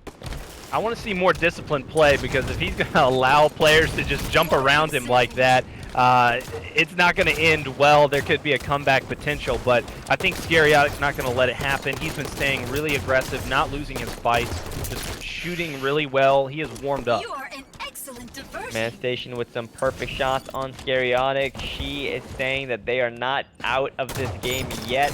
If you know, whenever you're up, you know, whenever you have a team on the brink of elimination in the series, it's very easy to let your, you know, foot off the gas. So even if they lose this game too, I want to see them go out fighting. I want to see them kind of show better habits in this game that can translate over into game 3. Obviously that I'm saying this, like, you know, assuming that they would lose, but it's still anyone's game. You're only down by 6 with plenty of time. Now make that 5. So this game is far from over. Make that 4. Command Station takes down Vemzy 19-15 now. Only 4 kills separating these teams. Sniper rifle in 10 seconds. Yeah, this is definitely getting down to the wire right now. We're starting to see more cohesion out of bound in Command Station. They're just working together so well. That was only 2 bullets out of bound that allowed Command Station to grab those kills, so that was very big. Now they're starting to run the gambit. They're just looking for every spawn right away. They're instantly locked in, and they're starting to move well together. Now the sniper's up, and that's going to be into play. This is going to be big. Sniper rifle is up. Overshield is also up. Bound trying to sneak his way onto this overshield. Picks it up now. His team is down by 4, but Vemzy takes down Command Station. Bound has to get this kill as soon as possible and preserve that overshield. But as I say that, his overshield gets completely melted off, and he's one shot, desperately trying to stay alive on this little van. And doing a great job and takes down Vemzy with some ninja-like mechanics. 17-20. Sniper rifle in the hand of Bound. Gets taken down to 1 shot, but wow, great job staying alive there by Bound. Now he has a sniper rifle in his hand. I want to see him put this thing to work as Scariotic was to start this game off. That should not have happened. Bound is in a great situation now. He really needs to capitalize on it.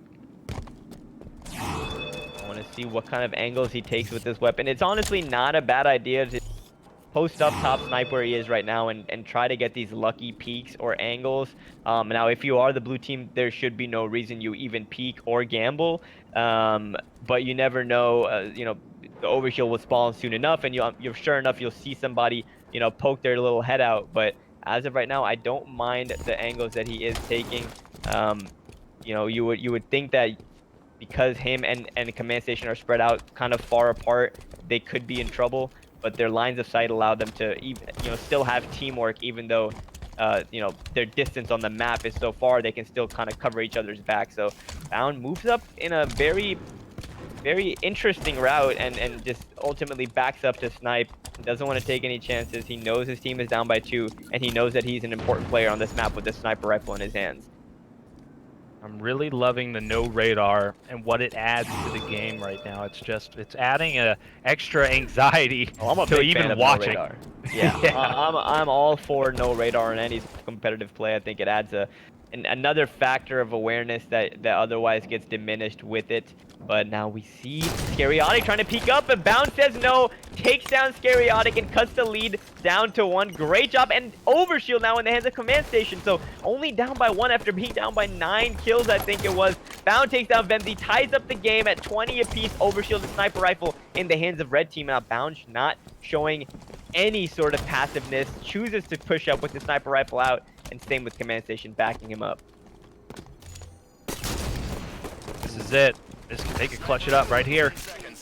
Scariotic takes down Bound, but he does manage to waste all the ammo before being taken down. Vemzy trying to locate Command Station and does now, extends the lead 22-20. Finally, some sign of life out of the blue team. It seemed like when they were up 19-11, this game was going to be over, but since then they've been having some trouble. Now getting 2 kills, extending the lead 22-20. Sniper rifle in the hands of Scariotic. Vemzy is just sneaking around this tunnel area and gets spotted. And ultimately, I do not think he will die, so I want to switch on board with Scariotic and see what he can do with the sniper. Takes down Bound with a well-placed grenade, and now he's just... It looks like he's pushing up to try to get this 24th kill. No fear, and I like that play because you know this player has no help. Vemzy, as I say that, takes down Command Station 24-20, and it looks like we'll be going to a game 3 unless something crazy happens, Nighty. Yeah, I mean, all they need to do is play a good game right here, and they can close it out. Command Station takes down Vemzy. Kind of I wouldn't agree with that push by Vemzy. It was a little premature. It didn't need it to be done. But Scariotic says, don't worry about it. I will close this game out. Takes down Bound, 25-21 victory. And we are going to a game number 3. You love to see it. Both teams did pretty well, if you ask me. 13 kills for Vemzy, 12 for Scariotic. Bound and Command Station 11 and 10 respectively. So that was a great game by both teams, and I'm excited and interested to see how this game 3 is going to play out. Yeah, and like I said, you know, Scariotic with the sniper really changes everything. Like, he has a different type of confidence about it when he's got the sniper in his hand. He was hitting some great body shots. He was landing tons of good headshots off of spawns. Like, he was really making the best of the sniper rifle. So it's going to change on Regret. Regret, no sniper, so we're back to the way Game 1 was being played. So how is that going to translate? Are they going to use the momentum from Game 2 and just have a better start in this Game 3, which ultimately, you know, can snowball? You can grab the OS, you can grab the top of the map, and then you can start cycling spawns over and over and over, and then pretty much the game's over. Like, it's a very fast-paced game, and I mean, it's all going to come down to how Scariotic plays, because hey, he's one of those guys that really can get into his own head, and for some reason, when that sniper's on the map, it just makes it's so much easier for him. Definitely. Truth and Regret play out very similarly. We saw Game 1 Truth go to Bound and Command Station, but unlike Truth, this map has an overshield, so we'll see who secures it to start this game off. Command Station takes heavy fire, backs down, and gets taken down by Scariotic. Bound takes down Vemzy on the other side. We're gonna have a battle for this overshield, and Bound just goes straight for it and picks it up. Tries to get this kill, but great escape route by Scariotic, not even giving Bound the chance to get that kill. But overshield is still in the hands of Bound, and he looks to be tracking down Scariotic, and he does just that. Takes down Scariotic, picks up that green gun, and now he's just gonna be running around, making some crazy jumps to top car, and just basically trying to hunt down any player on the blue team, knowing that he has that overshield for a limited time, and he wants to make the most of it. Bound just moving his way across Pink 1, trying to find somebody, trying to get into some action. Finally locates car, and looks like he's just gonna put the tracker on and go straight for him. I think he spotted him on the bridge. He does. Puts down 1, puts down 2. Almost a perfect 5-shot there on Vemzy, but Scariotic now locates Bound, and this is a dangerous position if you're Bound, because you easily gets trapped in that base. But as I say that, he wastes no time and zooms out of there. Ultimately gets taken down by Vemzy now. Command Station trying her best to stay alive. This is a Game 3, so every kill, every death is extremely important. And Vemzy takes her down. The game has been going pretty back and forth. Nothing too crazy to start this one off. Scariotic already shooting some bodies. Bound gets taken down 4-2 now in favor of Vemzy and Scariotic.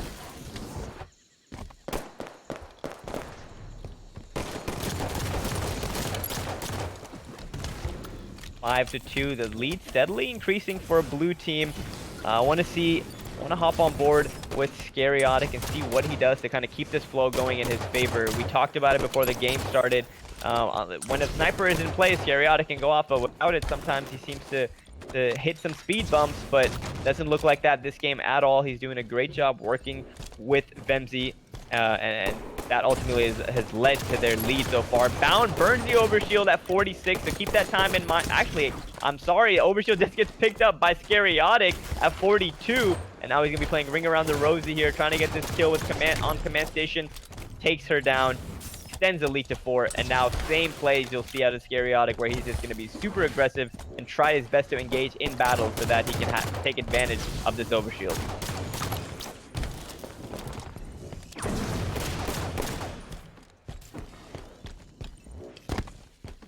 Gotta be careful of that green gun if you're Scariotic. Great job using that thrust to get out of there. Trying to get this kill before something bad happens. Scariotic finally takes down Bound. 10-6 now in favor of Scariotic and Vemzy. If you are Bound in Command Station on the red team, you have to be careful. You know, you don't want to let this game snowball, as we were talking about before. It's very easy to do that with the way the spawns work. Great job by Vemzy to stop the bleeding. Oh, excuse me. Vemzy extends the bleeding, and Bound. Great job by Bound to stop the bleeding there. Finally, 11-6 now. 12-5, I should say, in favor of the blue team. what do you think is going right for the blue team, and what's going wrong for Bound and Command Station? Honestly, they just cannot keep up with their aggression, and they're losing full, honestly. Like, Scariotic is on a killing spree. He's running around, has not been contested. He's at the top of the map, just challenging everything and not missing any shots. He takes down Command Station like it's nothing. I think he's starting to get into both of those players' heads because there is a story behind them. You know, Scariotic, I believe what I'm hearing from the chat, has dated Command Station. I don't know if that's true. That's all speculation. Now we're so TMZ. you know, now we're TMZ. Yeah, there's some TMZ going on here, but I mean that does come into play. I gotta say, I mean you can get the mental, and the mental might be a real thing. it might be in full effect, bro. Bound takes down Scariotic. Command Station wants to close the gap in this game right now. There's 7.5 minutes, plenty of time. Time is not the issue right now, but that scoreboard is. So good job by Command Station getting that kill on Vemzy. Now cutting the lead down, cutting the deficit down to only 8 kills. Now you're gonna need to see some great teamwork from Bound and Command Station here to bring this game back. Bound doing a great job taking out Scariotic. Now Command Station pushing into red, doesn't want to engage solo. There comes Bound to kind of help her out, and that great use of teamwork. As I was saying, this map you can easily fall into that snowball trap of the spawn cycle, right? So you spawn once, your teammate needs help, as you reach your teammate, he dies, then you die. Then the spawn cycle can be very dangerous. So Command Station and Bound trying to put that into effect here and close this gap. Now only 6 kills separate the two teams. By no means is it over, but if you're Vemzy and Scariotic, you're definitely in the driver's seat. Command Station taking out Scariotic now, 5 kill a game. Misses the green gun, gets taken down as well. Now 4 kill a game. I may have spoken too soon. Bound and Command Station coming back with a vengeance. The lead was, I believe, 9 kills or so, and now it's only 4, but Bound gets spotted and pinched, taken down. Scariotic looking for Command Station. Command Station doing a great job getting a trade at least. Still only down by 5. This next overshield will be huge. And I want to hear your thoughts on you know, what to do to prepare for this overshield. Do you want to just keep playing this aggressive style, or do you want to kind of try to having some sort of setup for that overshield? Well, the greatest thing about this situation is Bound knows exactly when it's up. So he has 2 options. He can push ahead of time, way ahead of time, and that way they can be on spawn when it's coming up, and you know they can get the kills and be ready for it immediately. Or he can just go in for a sneak and try to grab it right as it's coming up. But what it looks like he's doing is doing exactly what I said. The first option is just committing to the plays, staying super aggressive, and gonna grab it when he gets the chance.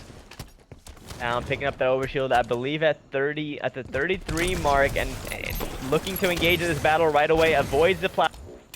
Does not get taken down. 17-17 now. This game is all tied up, and Bound still has some overshield. Pushes down Pink One, takes down Vemzy, gets the Top Gun medal, and extends the game to a 1-kill lead in favor of Bound and Command Station. What a turn of events. Dude, I gotta say it. TMZ, everything changed. Man, you said you spoke too soon. I spoke too soon, man. She must have heard me. She heard me, and she was like, dude, this guy doesn't know what the hell he's talking about. I'm gonna shit on Scariotic. You know, forget this guy. I am going to win this game. Now Bound and Command Station trying their best to keep the momentum going. They were down by, I believe it's at least 8 kills, and now they're up by 1 with positioning on the map. Both players from the red team are positioned top middle, trapping Scariotic and Vemzy in the red base, and now this is a great opportunity, I should say, for Bound and Command Station to get a pinch going. As I say that, Bound is under red base, looks to be jumping up for the flank, and does just that. Great shots on Vemzy with the perfect kill. 2-kill lead now in favor of the red team. What a turn of events. Now you see Scariotic is trapped in this base, and great use of teamwork once again. Command Station and Bound working so flawlessly in the final moments of this closeout game 3. Remember, the loser will go home with nothing to show for it except for some points. Don't forget about those points. But ultimately, they will be knocked out of this tournament. Bound with some great shots of Scariotic, and just like that, the 4-kill game, and all the momentum is in favor of the red team. What? Yeah, the positioning out of command station has been impeccable. She hasn't gotten off the top of the map. She's made sure to put in excellent shots into every player, and then she teams up right at the perfect moment on both players exceptionally well. The timing is there, and they're also getting the overshields. That is huge. Overshield in the hands of command station as she looks to get this final kill and close out game 3. This is it. The green gun in her hand. Gets Scariatic down to 1 shot. On the other side, you have Bound putting down fire on Vemzy. Scariatic gets spotted and ultimately gets taken down. Command station with some great positioning and the great final kill to secure that insane comeback, to say the least. They were down. I don't even know what the score was, but I know it was by a hefty amount of kills, and they showed great composure to come back in that game with their backs against the wall, and they secured the series win and move on in the bracket. 13 kills for Bound, 12 for Command Station. Pretty even. It was a pretty even game, man, but ultimately that comeback was too real. Command Station just had a huge game. She went pause 4 with 8 assists. And she was doing massive things in the middle of that game, and it just would happen that way, that she was getting the final kill on Scariatic at the end, and he freaks out and runs right into her for the final kill. That was beautiful. I mean, you know, sports are the ultimate drama. Yeah, that was an extreme back and forth. Game 2, we saw the crazy comeback by Vemzy and Scariatic. Game 3, we see the crazy comeback by Bound in the Command Station. So, to be honest, this might have been one of the best series that I've had the pleasure of casting so far in these Blam tournaments. That was one for the books for sure. Great job and congratulations to Bound and Command Station for advancing in this bracket. Absolutely, that was a crazy game, and I know you guys called it. I'm pretty sure Gippy said Game 3, Command Station and Bound. But you know, I can see the future. Yeah, I mean, I feel like that was an upset. I don't know. But nevertheless, congratulations to I Don't Know, because they have advanced to the final, Command Station and Bound playing the winner of Fear and Twitch.tv. Guys, do not go anywhere. We're going to go to break real quick, but we're going to get semifinal 2 squared up, ready to go, and we're going to get it going right on the other side of the break. Don't leave.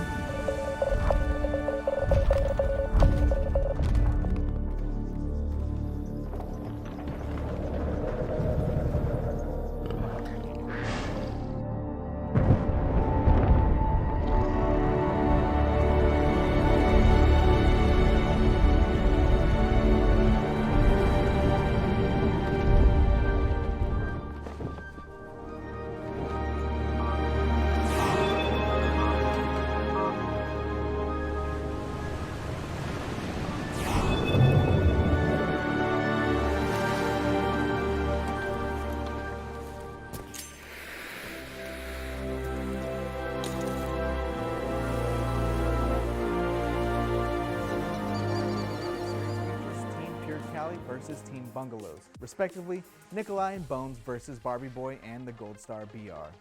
Pure Cali came into game 1 ready to make a statement. Bones is going to multitask and finish off Barbie Boy. Then moments later, Nikolai able to take out the Gold Star BR. That's a 5-0 lead to start the game. A minute later, it's 7-4 in favor of Pure Cali. Bones is going to perfect the Gold Star BR. Active Camo gives him the opportunity to deal more damage to the enemy on window. Barbie Boy with the stick on Nikolai, that was a huge play. He stays alive. Mid-game now, competition is starting to heat up. Gold Star is forced to keep moving despite being one shot. He throws the perfect nade and is able to clean up Nikolai with the nade shot. Soon thereafter, things are all tied up. Kind of got to be careful here if you're Nikolai. As I say that, he gets nice shots down to take down Gold Star BR. And now his teammate Bones cleaning up Barbie Boy. And Nikolai and his opponent are fighting on the bubble side. Oh, what a play here from Barbie Boy. He leaves the player in the bubble. He's going to jump up top mid, help win this fight, but oh no, Gold Star BR goes down. Because that blue team's going to get the camo. Who's going to pick it up? It's going to be Bones. And that same camo is going to allow Pure Cali to expand their lead. Bones with a beatdown on the Gold Star BR. Meanwhile, Nikolai cleans up Barbie Boy. They lead 19-15. In the final 3 minutes of the game, things remain competitive. Barbie Boy is going to challenge Bones, but chooses to reload mid-fight. This will cost him his life. Meanwhile, the Gold Star BR is going to spot Nikolai clambering top mid. Easy 3-shot beatdown for Gold Star BR. It's 21-19 in favor of Pure Cali.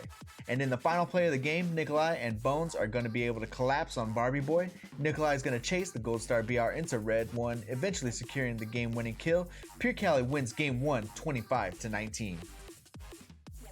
Game 2, as usual, is on Plaza. We picked this one up a couple minutes into it. Both teams neck and neck as kills seem to rotate throughout the start of this one. We are all tied up at 6. Moments later, the battle for second overshield commences. Bones is going to guard the spawn with his life as Bungalows contest for OV. He's going to get melted. Goes no shield, but they couldn't find the headshot. You have gained the lead. Accidentally gets the kill. Wow. That's crazy. 30 seconds later, Pure Cali continues to apply pressure. They're able to switch off each other's fight and clear the playing field. Pure Cali leads 10-6. Bungalows need to stop the bleeding. The Gold Star BR picks up the light rifle and starts to come back at that lead. He takes out Nikolai no problem, then peeks across map and picks off Bones. That ties the game once again at 15 apiece. After another round of trading, Nikolai lands the body shot on Barbie Boy but is unable to finish the kill. Gold Star BR with the nasty double kill, getting his team the lead by 2 kills, 19-17 now. 3 minutes left on the clock, score still tied. Bones gonna chase down Barbie Boy and take him out, but the Gold Star BR isn't far. He's able to prevent Bones from regaining full shields and clean up the kill. We are still tied up at 21 all in game 2. 1v1 here between Bones and Gold Star. Gold Star wins it! What a huge win there. He's going to go for the sniper now. His teammate's shooting him in the back, and that's going to be a 23-21 lead. The Gold Star BR able to put the snipe to work and extend that lead by one more kill. Final kill of the game will also go to Gold Star. Bungalows claim victory, and just like that, this series is headed to a decisive Game 3 on regret. No surprise here, this one starts hot. Gold Star BR applying copious amounts of pressure. It's getting chased down. It has to reload. Overshield gets entirely wasted, but 3 kills for an overshield, that's pretty good. A minute and a half later, Gold Star BR in a bit of trouble. One player from each team falls, and that leaves the 1v1 between Nikolai and Gold Star. Despite his height disadvantage, Gold Star is going to land the final headshot and extend their lead by 4 kills. That play leads to Overshield in Gold Star's hands. He challenges Bones, then continues to push like a madman. The aggression comes to fruition. Bungalows now lead in Game 3. Overshield's coming up in about 10 seconds. Bones should go down here to Gold Star, and that's 20-11 with Overshield coming up in a couple of seconds. Gold Star BR seems to always pick up Overshield and time the important power-ups on the map. And as I say that, he takes down Nikolai to extend the lead 21-12. Utilizing that, Overshield Bungalows are able to continue the beatdown on Pure Cali. Nikolai will challenge the Overshield, but he falls to Gold Star. Bungalows now need 2 kills to advance to the semifinals. Fast forward just a bit, and Pure Cali feeling the pressure in blue base. What's going on, everybody? Welcome back. I'm the host once again, Louis V Titan, and I got Goofy and Nighty Night right here in the lobby with us. Boys, you still there? Hey. Oh yeah. Great. Guys, I'm excited because semifinal 2 is squared up, good to go. We got Complexion and Stress versus Simply Fear Me and Sweaty Rookie. That's Team Fear and Twitch.tv. I know this one is not going to disappoint, and I'm honestly pretty excited. Yeah, I think we're gonna have a good series here in front of us. We saw what Complexion and Stress can do, and we were casting some of their earlier matches. But Simply Fear Me and Sweaty Rookie are gonna be a force to be reckoned with. I believe this will go to, we'll have another game 3 in our hands, and I'm excited to see how this one plays out. Probably not a game 3. I'm gonna go with a 2-0 in the favor of Stress. They're looking hot. They're looking good. And Gunplex, man, he's been putting on a show. Like, the guy is a one-man wrecking crew, and Stress just has to look pretty. So I'm going to definitely expect big things out of them. Hopefully they don't let me down. Hopping on board with Stress to start this game off. Let's see if he can secure this camouflage. Looks like he's going to get it rather uncontested, but he does get some damage, but he didn't have much trouble picking up that camouflage. Kind of confused as to how that went down, but he gets that first strike on Sweaty Rookie, and Complexion gets a star on the other side, a perfect on the Simply Fear Me player. Yeah, and that was because he was baiting him with camo. He was making sure that player that was looking for him wasn't going to be able to find him. So he had those perfect shots in him, and before he could get around the corner, he was already starred out. And now there you go again. Stars everywhere. Stars. Man. It's a starry night. Hey, okay, I like that. Very nice. 4-0 right now. Stress still with the camo and pink 2 control. This is looking good. So this camo is gonna be pretty much out, and yep, there it is. The camouflage is out of play now for until the next one spawns. 4-0 lead thanks to the camouflage. So great use of that power up there, and that's why that pretty much shows the importance of timing those power ups and power weapons in these 2v2s, because they could really, you know, affect giant swings. But Complexion does get taken down, so 1 kill on the board now for Sweaty Rookie and Simply Fear Me.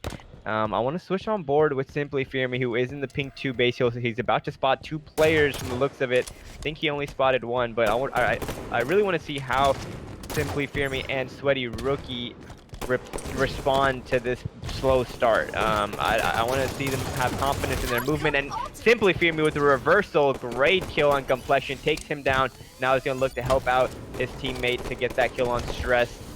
Stress doing a good job, just kind of just lingering around and not getting, you know, not being taken out, but still doing damage on Simply Fear Me and keeping them trapped over here at car base, or at car side, I should say.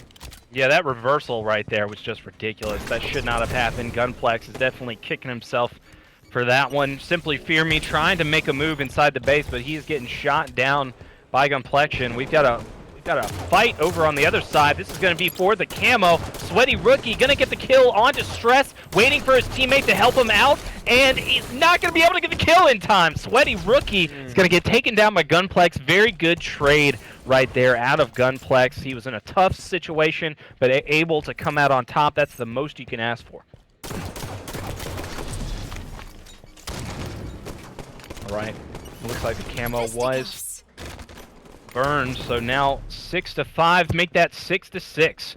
Sweaty Perfect Rookie shot there by Sweaty Rookie, picking up the double kill, and like 99 was saying, tying up this game now 6-6. Sweaty Rookie now, he is kind of detached from his teammate all the way on the other side of the map, and yeah, as I said, that he gets spotted solo in the other base, but manages to get a stick off, so great job. Last minute, or last second, I should say, getting the trade in the stick. Complexion now hopping on board with him, and he gets taken down. Looks like I have the caster finger. Simply Fear Me takes down Complexion. And rest with some good shots. Yeah, I'm not gonna lie. Fear Me probably should have had that battle, but he got a little ahead of himself there and didn't have all the confidence going into it. So that's unfortunate. Those are the battles that you got to win, because ultimately it can lead to 2 or 3 kill streaks, and you know, you never know what could happen, because now Stress has pink 2. He's got the shots in. He could not land the beatdown to get the trade. That would have been big. Sweaty Rookie making some big plays here. Yeah, I'm liking what I'm seeing out of Sweaty Rookie and Simply Fear Me. Going up against, like we were talking about earlier, Stress Complexion seemed to have their heads on straight today, and we're playing some great Halo, and looks like Sweaty Rookie gets that trade on Complexion. It looks like Sweaty Rookie and Simply Fear Me are not afraid of them at all. It looks like they're by the way they're playing, it looks like they're ready to put on a good series here. Yeah, that's exactly what I was thinking, is that they are hitting them head on.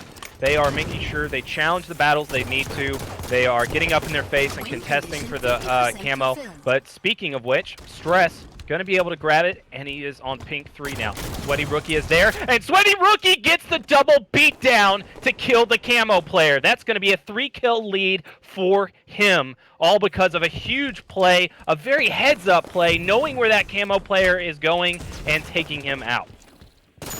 Sweaty Rookie making plays now, looking to take on 2 players on the red team. He spots Stress, puts down shots, and gets double teamed, but luckily Simply Fear Me does clean up Stress. Now goes into a battle with Complexion, hopping aboard Simply Fear Me, takes down Complexion with some great shots, extending the lead to 4 kills now, 16 to 12. Simply Fear Me puts down some more shots on Stress and holds down this P2 control with his teammate. And I like to see how many times Simply Fear Me has crouched and won a battle because of it. Every time he wins out. Yeah, that little wiggle crouch, because that player will go for the 5th shot and miss the head because, I mean, he's directly over Fear Me's head. And that is a very good thing to see at being a Halo 1 fan. You gotta love to see that little crouch. You're gonna win out the day. Sweaty Rookie, though, making a nice flank onto Pink 2. He needs to help his teammate out a lot faster, but that's just gonna be the fadeaway.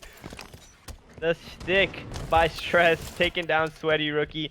17 to 14 favor still in play, in advantage for the blue team. I'm still on board here with Sweaty Rookie as he jumps top middle and locates both players top red. Gets taken out in a 1-shot. I still get some grenade damage down. Will not be able to get any hit markers, but he still chooses to push up. I don't know how I feel about that play, but hey, he does manage to stay alive, and now they have a little bit more, I guess, real estate on the map, but it didn't matter because the players on the red team just completely rotated. Now Sweaty Rookie looking to engage in his battle bottom and gets a crazy stick, and all 4 players on the map are dead right now, both parties exchanging in their battles. Camo is about to be up any second. Right, there's going to be a fight for it. Stress going in hot, gonna run away with it, see if he can live. He is getting shot. No, he gets taken down by Sweaty Rookie. Sweaty Rookie ruling the day right now, just clutching up when he needs to the most. That is the story of this game. Just getting the trades that he needs to and walking away with big kills on the camo player. Sweaty Rookie, a good position right now with his teammate at the top of the base. Now they're just looking for these players. They've got the information on both players. He picks off one. He goes for the nades. Gonna land some good ones. Oh, doesn't connect to B9. Gets it. He gets both players. That is only 3 kills to go for Sweaty Rookie and whoever his teammate is. I don't even know, because Sweaty Rookie is just ruling it right now. Putting in good shots Great on the shot Stress right there. Stop the bleeding. Great Yeah, job. that was... Whew. Yeah, so in that situation, it's very, very easy to let the snowball effect continue, but Stress shutting it down, getting the perfect kill, and also cleaning up that kill on Simply Fear Me now. Only a 3-kill deficit for Stress and Complexion. Don't count them out yet. Good shots by Complexion, but gets spotted in a clamber to top middle, which causes him to be taken down. Now the lead gets extended to 4 for Sweaty Rookie and Fear Me. Stress looks like he's about to get pinched, sees the player coming playing, knows the player is top of base, drops, and gets great help by Complexion and manages to somehow survive this whole debacle. And now Complexion and Stress will have the opportunity to work together and hopefully get both of these kills. But if they don't, even one mistake, you're on the brink of a loss in this game 1. Yeah, we've seen the comeback before. Stress and Gunflakes know how to play under pressure. They know what to do when it gets this close. They're playing outstanding, but Sweaty Rookie gonna just jump in, get the kill, and he lands the perfect shots onto Stress. The perfect shot by Simply Fear Me. You better fear him, as his perfect goes down for the double kill to close out game 1, 25 to 20. Game 1 goes in favor of Simply Fear Me and Sweaty Rookie. Looking at these stats now really quick. 13 kills for Fear Me, 12 for Sweaty Rookie, 10 kills for both players. Overall, very, very great performance coming out of the blue team. You still feel confident about that prediction, Nighty? No comment. Yeah, but the accuracy out of both the players on blue team above 50%, 58 out of Sweaty Rookie with over 2,000 damage, almost 3,000 damage out of Fear Me.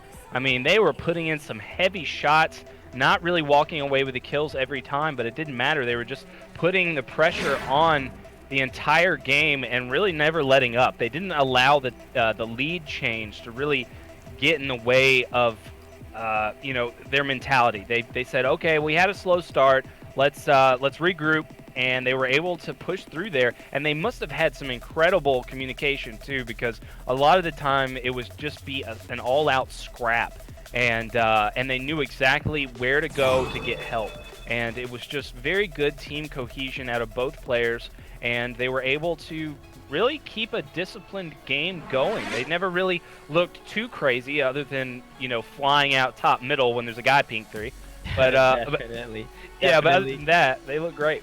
Definitely good composure out of Fear Me and Sweaty Rookie there, not letting go of the pressure. But now we're hopping in to game number 2. I want to see who wins this initial battle for Overshield. And like you were saying before, it isn't a make or break if you get that first Overshield, but you can't argue the fact that it definitely starts the run for the team that picks it up and gives them an opportunity.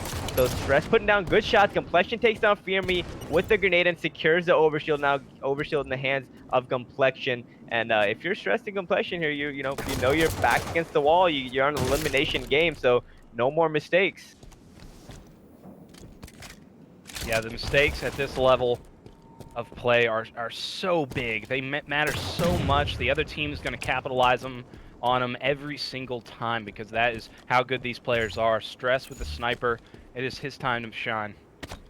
Hopping on board with Stress now. He's just gonna sit top sniper rifle like we saw in the last Plaza game. I forget what the two teams are playing, but it's not a bad position to be in. It allows you to have a bunch of different angles and still have cover. But what you don't want is for your teammate to push into a 2v1 battle, which ultimately just puts the pressure on you even more. So I don't like that death from Gunplexion, but you know, it was just one death at the end of the day. You still have the lead, you still have the sniper rifle, but like I was saying to start this game, your backs are against the wall, and you don't have any room for mistakes and points. And sniper rifle gets put to work by Stress as he takes Sweaty Rookie's face off, extending the lead to 3-1 now.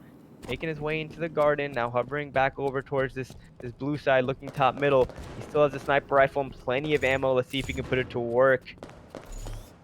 There is something I'd like to say about starting off a game slow and seeming like that it's out of reach. You learn a lot when you die. Like when the other team is in a position where they are dominant, you're going to learn exactly what their habits are and exactly how they're taking over the map. So you immediately have their strategy known, and now you can make moves to counter it. So that's kind of what we saw in the first game. Now I want to see if that's kind of what happens in this one as well. It's simply Fear Me and Sweaty Rookie decide to pick up their momentum about halfway. Definitely, that Overshield has just spawned and is picked up by Complexion at the 48-second mark. But Stress gets taken down with Sniper by Sweaty Rookie and his light rifle. Complexion, on the other hand, gets hit by a green gun. Sweaty Rookie, no fear, takes down player 1 with the sniper rifle, takes down player 2 with the Overshield, and gets assassinated by Stress. So a little bit of a silver lining there for Stress, who picks up that sniper rifle and puts it to work right away, gets a body shot down on Simply Fear Me and stays alive with that weapon and takes down Simply Fear Me. But Sweaty Rookie with the perfect shots to take him down off of his spawn. Now 6-5 lead in favor of Stress and Complexion. And again, I'm gonna keep saying it to remind myself and to hopefully remind the viewers, this is an elimination game for Stress and Complexion. Team that we were looking to win the whole thing are on the brink of elimination and gets taken down again by Sweaty Rookie, who's gonna be picking up that sniper rifle. And I think he's just gonna sit top snipe with it. Where do you think, Nighty, a good spot to kind of be effective with the sniper rifle in 2v2 plazas is? I think the two best places are going to be over by glass, over where the light rifle spawns, just kind of hovering around that area because you have a lot of places to get away. And then also in blue, because in blue you can go so many different directions to get out alive. Because in a snipe, when you have the sniper, you want to make sure that you can reposition. Definitely, and as we're saying that, Sweaty Rookie makes his way into blue. Sniper rifle rotating away from the top snipe area, gets some heavy fire from unnecessary, gets some unnecessary damage there, and gets taken out.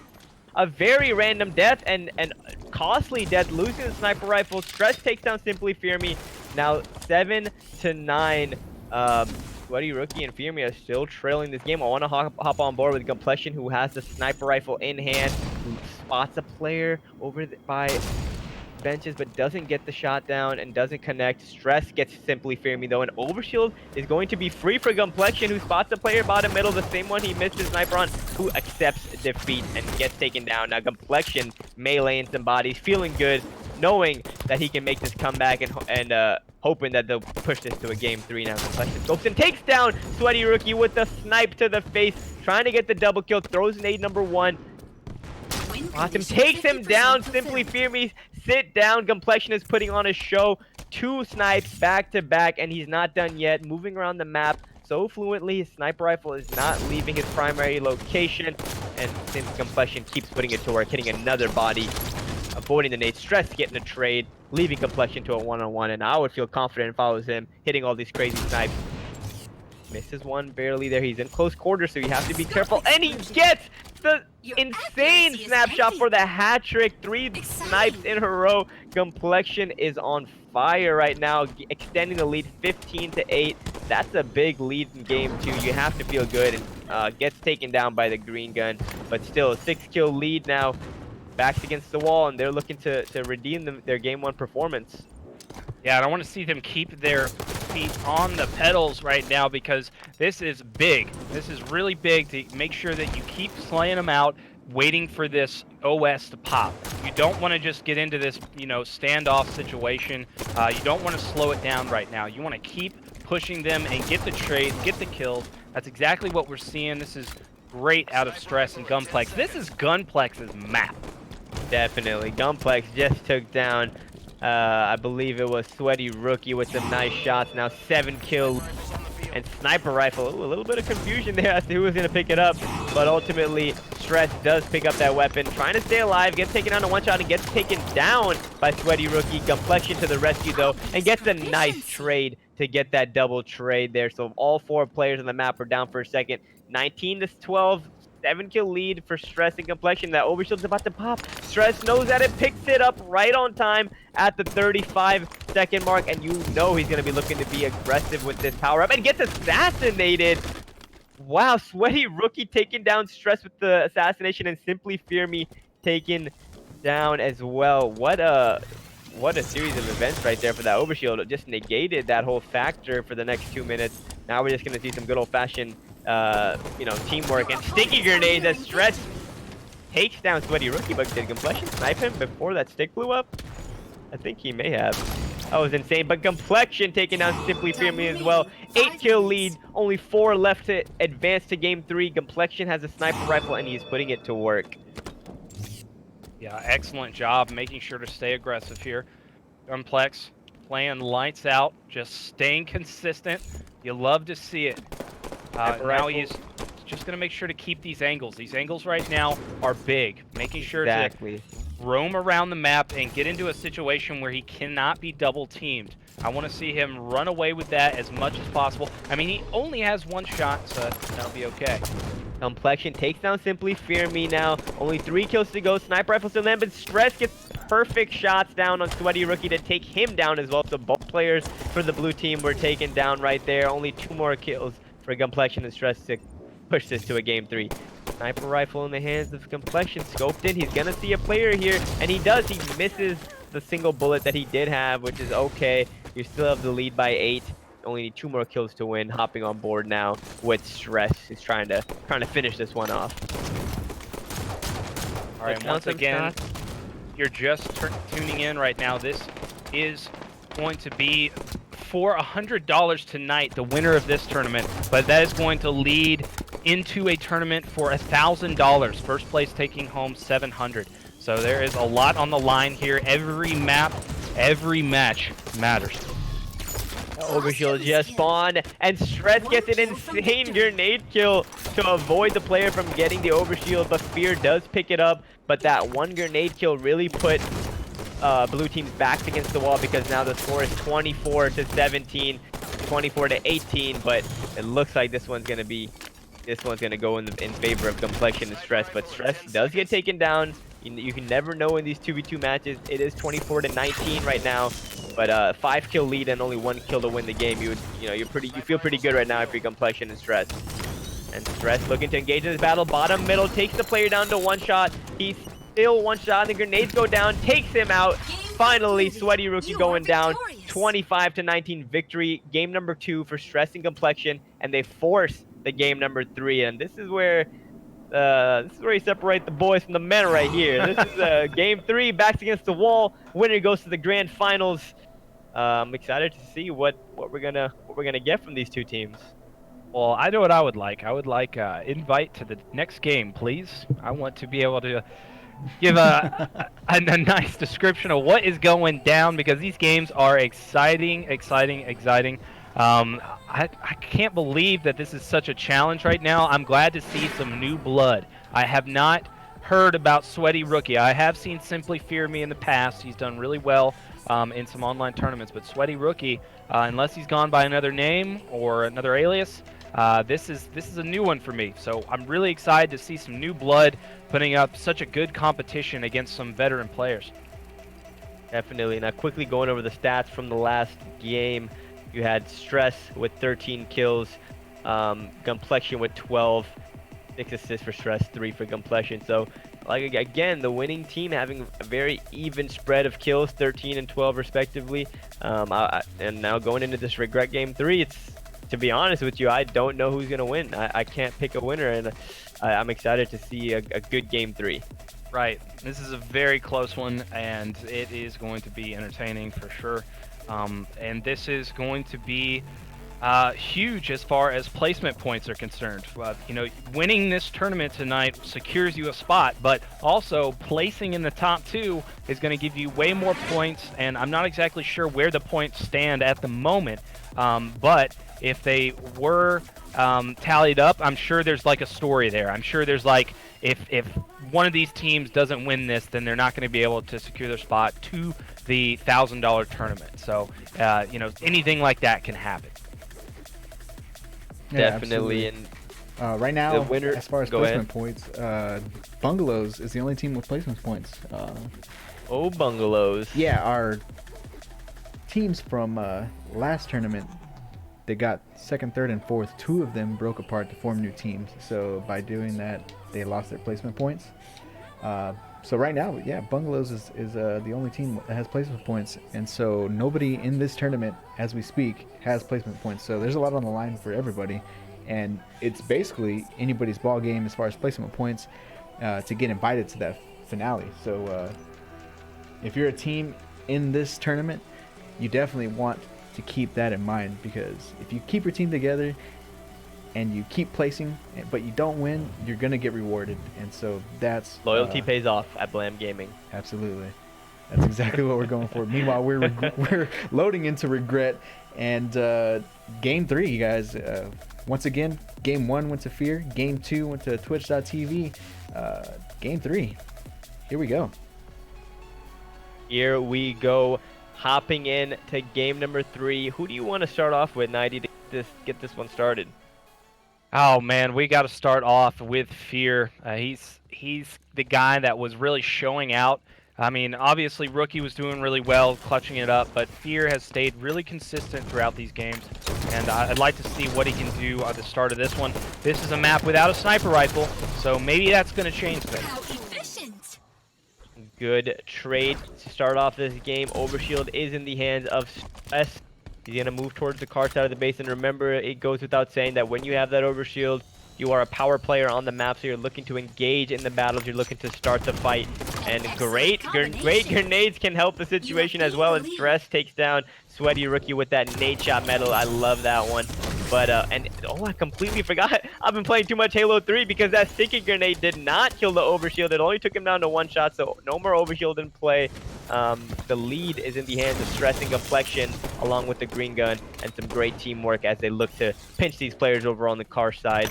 I want to see some, and as I say that, Complexion gets taken down solo by Simply Fear Me, leaving Stress all alone in the base, trying to fend for himself against 2 players, and it doesn't look like he's going to be able to... Oh, never mind. Whoa, what? He does seem to get away. Stress He got it. weaseling his way out of there. doing a great job using those evade tactics to get out of that situation. Impressive shield manipulation. All right, Stress now getting some nice shots in, going to secure the double kill with the help of his teammate. And now he's charging up that noob combo, looking for the spawn kill. They're making their rounds around Regret. And they know that they didn't spawn on this half of the map, so they immediately hold forward towards that other side. Stress is going to back off, though. I'm not sure why he let go right there. Did he connect with that? Yes, I think he did. His teammate's trying to clean it up. He does. Very nice job. Gets the EMP assist. He's going to run back up to the top of the map and try to get some shots. The higher you can get on Regret, the better you're going to be. The faster the games are going to go. That's the way I've always seen it. Every time I've watched Shotzi and Falcated play this map, or Renegade, Bound, the best of the best when it comes to the 2v2 games, it's always the players that can pretty much hold the top of the map that are going to win the game at the end of the day. Stress with the OS now going to push out, get some excellent shots into Fear Me. He's dropping down and going for the chase. No fear in the dojo. Fear Me is going to get the stick, though. Great stick by Fear Me, and I couldn't agree with you more on the height advantage points that you were making. It's very important, aside from the overshield, which is obvious, very important, the positioning on this map, and your objective ultimately should try to be to put the other team on a cycle of individual battles. So you get to have two players fighting against one player constantly. So against two really good players, that's going to happen all the time on maps like Truth and Regret, where it allows you to kind of pick them off individually and put them in bad cycles. So you see Stress here looking to engage in the battle with Fear Me. Complexion comes to help, takes him down now. 10-5 lead in favor of the red team. Make that 11-5 as Complexion takes down Sweaty Rookie. Great job. Gunplexion just standing over the body saying, no, no, no. Oh, swinging his pistol back and forth. Sweaty Rookie, though, at the top of the map is going to land some really good shots on a Stress. But Stress with the big brain plays. The barrels. That was indeed a big brain play. You hate to get killed by a barrel. There's nothing quite like it. Now hopping on board with Stress, who takes out Simply Fear Me, extending the lead now to 8 kills. Man, this is a game 3. Winner goes to the grand finals. You look at the scoreboard, and if you're red team, you're happy to be in a position with this overshield spawning pretty soon to be able to close out this game 3 successfully, but never speak too soon. I should honestly say that to myself, because we've seen some insane comebacks already this tournament. Yeah, it seems to be that we just keep caster cursing them, but that's just the way of it. Hey, I like to see exciting games, okay? Yeah, true. But like every time there's a swing, we just need to say something good about them. Be like, oh, looks like they got the game in the bag. Oh yeah, this will be easy. Wait, no, never mind. 15-8 though. OS coming in hot. Gunplexion putting as many shots in him as possible. That's just gonna take his OS down and then get him to half shield. So no luck there. But his OS is gone. 15-9. I'm of the, if you don't have help with your teammate, I'm kind of like the school of thought to just run. Like, that OS is going to deplete. You want to keep your life. I've never been one to be like, okay, I'm going to try to get this OS down no matter what, because you're not really forced in a situation where you have to do that. Just get the heck out of Dodge, But Fear Me there. Great stick right there to get the trade. 16-10 right now. Gunplex and Stress still in a really good, comfortable situation right now. Gunplex is waiting for his teammate to get up to the high ground, waiting for his teammate to be able to put some shots and damage on the other players before he does anything. He's getting some shots now. They get an excellent team shot onto Fear Me. Now they're pushing up to the top of the map. Gunplex got some nice shots in, but he does land the plasma pistol onto Stress, so Stress is forced to back down. Now it is a fight for the top.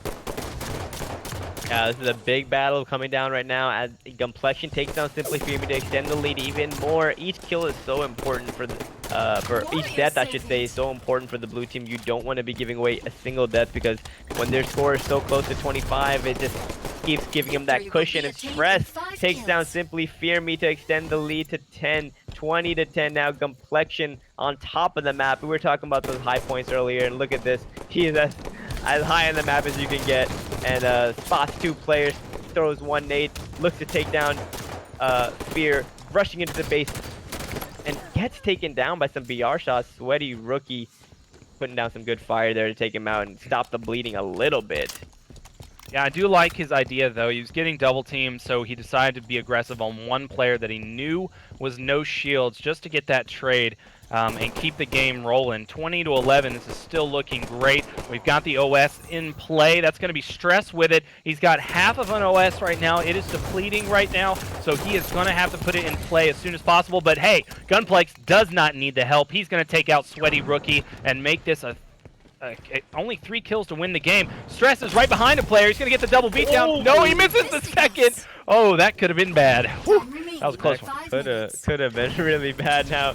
5 minutes left in the game, but only 2 kills left for Stress and Complexion to close this out. A Sweaty Rookie puts some perfect shots down on Stress to take him off that top mid position. And we're only 2 kills away, or I should say, Complexion and Stress are only 2 kills away from punching their ticket to the finals of this tournament and the chance at that $100. But Simply Fear Me and Sweaty Rookie aren't gonna make it easy. Yep, Simply Fear Me not going to be able to do much. Stress did get to the top of the map really fast, making some nerdy jumps, I think. Sweaty Rookie right now just trying to stay alive. He knows his teammate's there to help him, but Simply Fear Me staying in the battle a little too long. That's something that I am noticing out of these players. They are not putting minimal shots in. I'm seeing it a lot out of Stress. Stress is very smart. He'll put just minimal shots into a player unless he knows he has the kill. But these other players, they are taking too much damage, especially on a small map like Regret, where, you know, as soon as you take just a minimal amount, if you're half shield, those players are going to collapse on you. It's much better if you are unseen and time your commitment at the exact same time as your teammate, and you pop out together and you soar as much as possible at the same time. There was just too many individual battles, too many challenges when there were no shields, and ultimately that's what's going to cost them. Not being able to keep their composure. Simply Fear Me looked great though. Simply Fear Me did have a good game. Looking at the scoreboard though, 13-4 coming out of Stress there in that closeout game 3, 12-9 by Complexion. Sweaty Rookie having a little bit of trouble that game, but yeah, we saw some flashes of brilliance from him in that first game where they took the win. So I hope to see him in the next tournament as well, and hopefully he can try to secure his spot in the grand finale. But great job and congratulations to Stress and Complexion moving on to the finals of the preliminary 2 tournament here. Winner obviously walking away with the ticket to the grand finals for $1,000 and also $100 in their pockets tonight. Oof. It's gonna be a good grand final. Stress Complexion taking on Bound in Command Station. This is, whew, I honestly can't call that one. Yeah, it's gonna be an interesting. It's gonna be a close series to say the least. Absolutely, just like you guys said, our final is set in stone. We got I Don't Know versus Twitch.tv. That's Command Station, and Bound versus Gunplexion and Stress. You guys have to be excited because this is the final. Whoever, like you said, whoever wins this match, walking away with $100 and punching their ticket to the BGHS Grand Finale for a prize pool of $1,000. Chance to take a stab at that. I'm excited, you guys. How are you feeling? Well, I feel sweaty. Watching these games has got me sweating. I'm not even gonna lie. There are some intense moments, and I think I've just been out of the game a little too long. I've been casting for almost 3 or 4 years now, so seeing this high-level gameplay is just really, really like it's fast, man. It's nuts. It's getting nutty up in here. It absolutely is, and we are actually loading into the finals right now. Game 1's going to be on Truth, Game 2 on Plaza, and if needed, let's pray it's needed, Game 3 on Regret. I'd like to... Go ahead, Nighty. Sorry to interrupt you, man. I'd like to say some breaking news. Snipe Down, Pistola, Eco, and Frosty will be teaming at the UGC. As of Twitter 30 minutes ago. Oh my god. That's definitely going to be a great roster. Looking forward to watching them, competing against them now. Starting in to game number 1, I want to start on board with Bound here.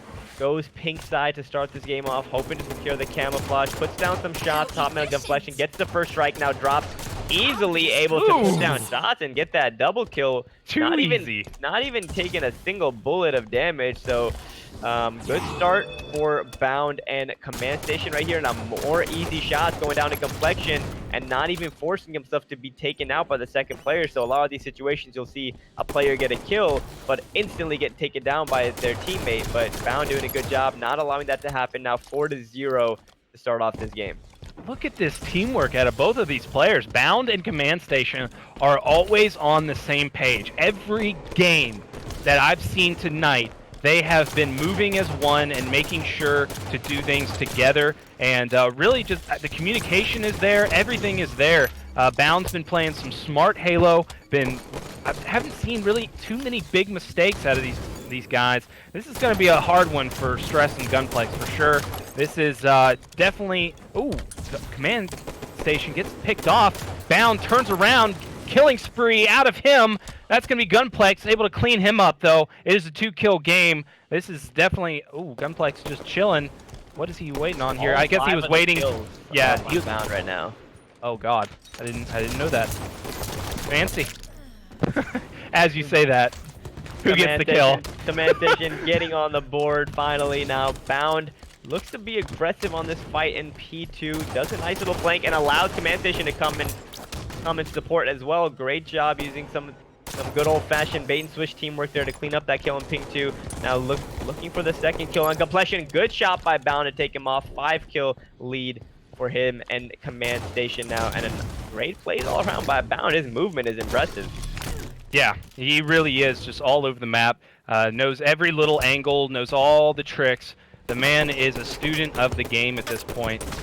You see it, it's very obvious in his 1v1s, but in 2v2, it looks so natural. A lot of the routes that he'll take to the power weapons and to the power positions are just so methodical, where he won't be in a situation where he's able to get taken out easily. Like right now, Bound is being very, very smart about what he's doing. He uses the grenade first and then decides to shoot. He gets the first kill. He jumps out, and Command Station's going to get the cleanup. That was an excellent, excellent execution with the camo. Now we see Bound still has some camouflage to work with. Now it's really important for Command Station to stay alive, Pink 2, because that allows Bound to kind of roam around and hope to get a cleanup or a random pick, and by doing so he does just that. Now Bound moving into the base, gets this player down to one shot and picks up the kill. Command Station also getting stressed on the other side, so 15-3 lead in favor of Bound and Command Station to start off game 1 of the finals. Wow. This is quite a way to start off the finals, huh? Yeah, I'll say. Bound just looks like this is the slightest work of his life. He's like, this is the grand finals? Is this it? Is this all that you can bring to me? Gunplexion tries to stop the bleeding a little bit, getting the back smack on Bound. And also there we see Command Station taken down, but it might be too little too late as Bound also takes down Complexion, extending the lead 17-5. Stress and Complexion hoping to get some momentum to end this, before this game is all said and done. But as I've said in previous tournament, great shots by Complexion, and that's just gonna lead into my point, is that even when you're losing in a game like this where the score is out of hand and maybe in your head you're thinking it's pretty much, you can't even win the game, for example, if it's 23-6 or 23-7, something crazy. You want to finish off the game strong and you want to build good habits going into your next game, and Complexion is doing just that, getting a good kill on Bound. We saw the perfect from him earlier. Stress taking down Command Station, 19-8 now, seeing some life out of the red team, and that's exactly what you would hope if you want to see a good series in this grand finals. Complexion with more great shots on Bound, but gets taken down. 20 kills now to 9. Stress does have the camo though. He got it at 38, so look for that time at the 5-minute mark, 5 minutes and 38 seconds for the next one. Knowing the exact time is a huge advantage.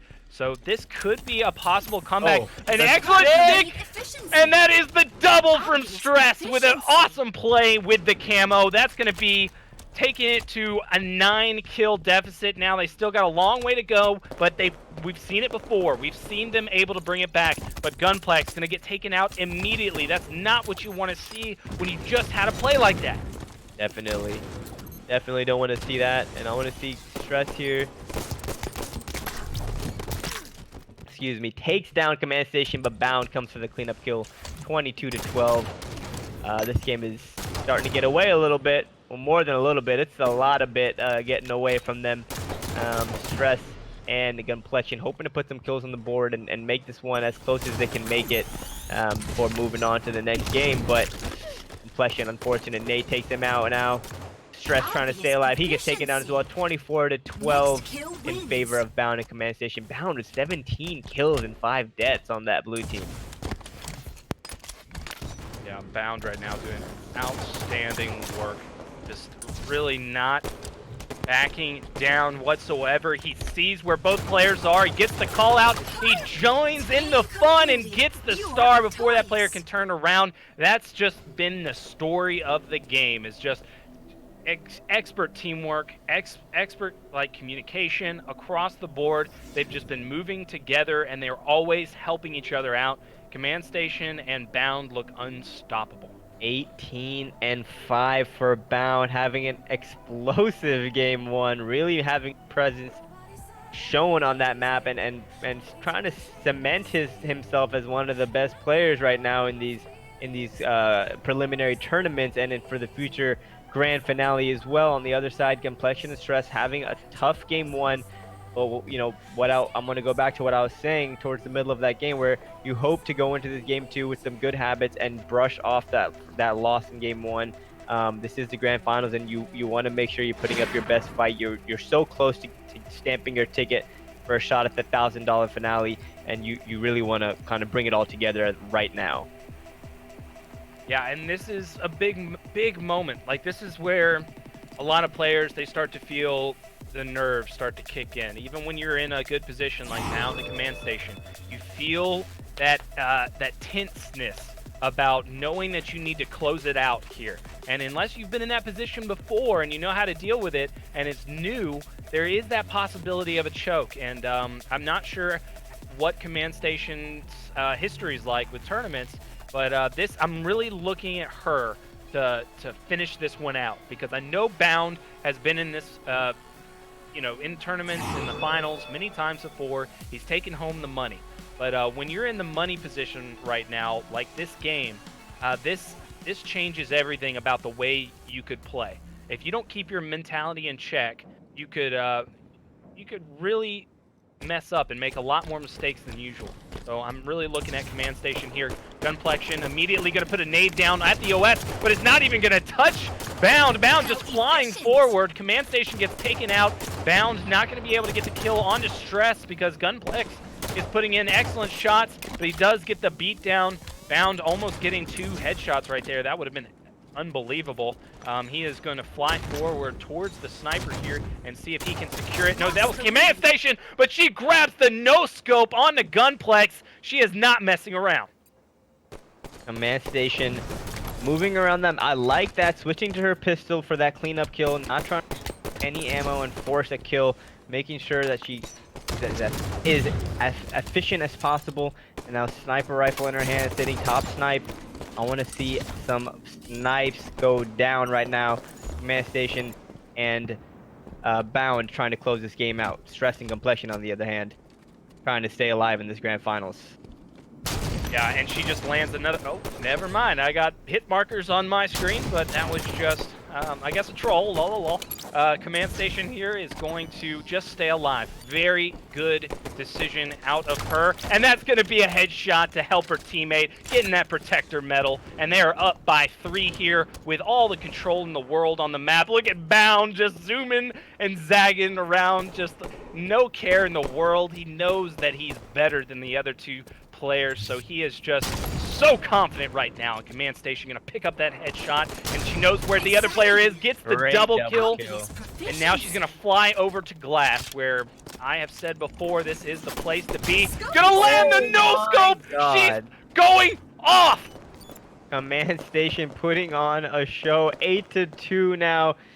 9-2 as Bound gets the kill on Stress. Command Station really putting that sniper rifle to use and helping Bound in this game too, trying to secure and close out this grand finals. As I say that, Command Station with a nice body shot and cleanup on Complexion. Overshield is up and looks like blue team is the only one in position to even get it, and Bound does pick it up. I want to hop on board with Pound just because he plays so aggressive and he has the overshield. I can only imagine what the kind of stuff he's going to do right now. Switching over to Bound, he's getting melted pretty heavily, but and manages to get a trade, only a trade. Command Station now back on board with her. Sniper rifle still in her back pocket as she switches over to it. Only 1 bullet left. 11-3 lead. Make that 11-4 as Complexion takes down Command Station.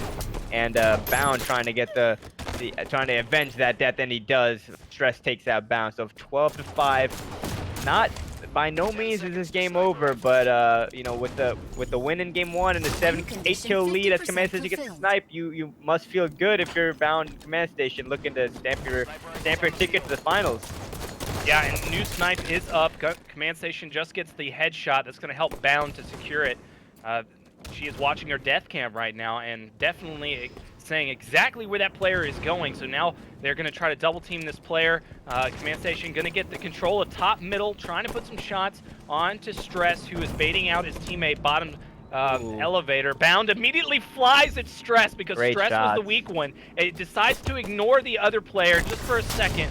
Command Station gets the beat down, not going to be able to secure the kill, but Bound does get it. That's the teamwork that I've been talking about. They are always on point about making sure they focus on each other and move as one right now. They are just playing outstanding. Man, Bound's movement is actually insane. I just saw him completely weasel his way out of a shirt by the glass area, and now he's all the way gets taken down ultimately by Complexion. But I just wanted to say that Bound has very, very impressive movement, and just he has just, it just looks like, I can't even explain it. His screen is all over the place. He's moving like a maniac. Complexion takes down Command Station. 16-8 now. Lead and overshield. New overshield just popped and Bound picked it up. 8 kill game, and Bound has the overshield again. Let's see if he could get some better positioning and luck, I should say, than the last overshield where he just got completely melted. He's pretty much only has half an overshield left now, looking to push this player top snipe, and I think he will successfully do so, taking down Complexion as Command Station goes down 17-9 now. Overshield still in the hands of Bound, who's looking to be aggressive with this power up. Yeah, and he's got to watch out because both players are together right now after that spawn. But he immediately goes for the player and gets away. He's going to run and survive. Excellent job by Bound, and that's going to allow Command Station to get the cleanup onto Stress. 19-9 now. They only need 6 kills, and they will take home the win for tonight's tournament, the preliminary, and $100. Securing them a spot for the $1,000 tournament. This is a big deal right now. Stress and Gunplex have got to get their shit together, man. They are just not looking like they were before.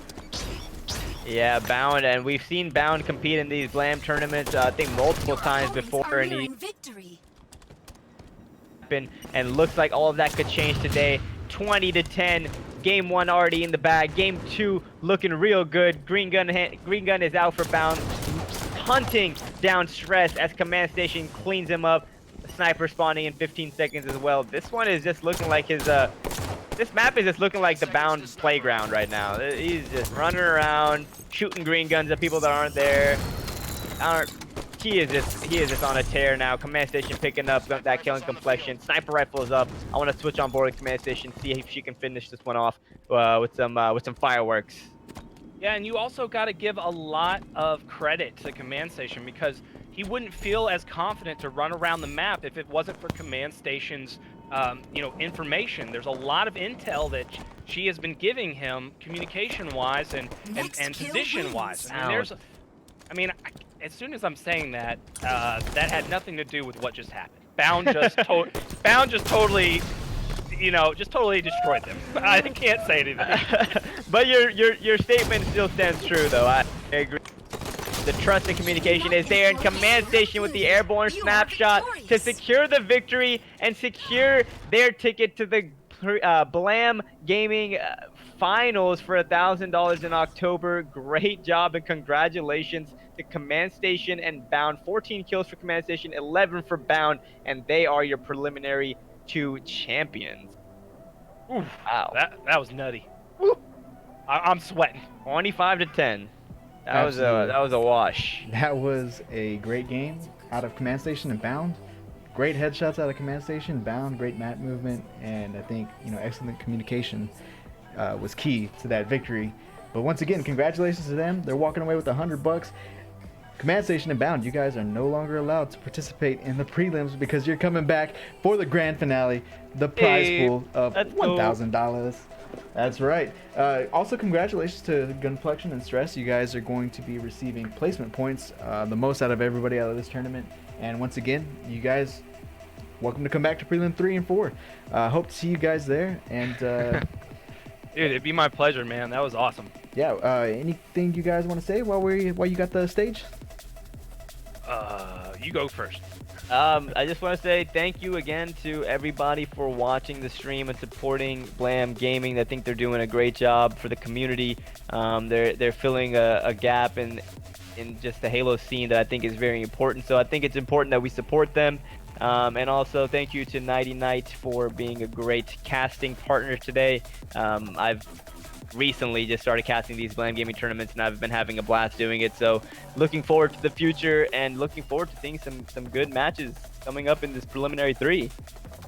Yeah, and I'm loving to see the participation and people talking about it and viewing this. I mean, this has steadily been growing, all because of people's interest in Halo 5 still.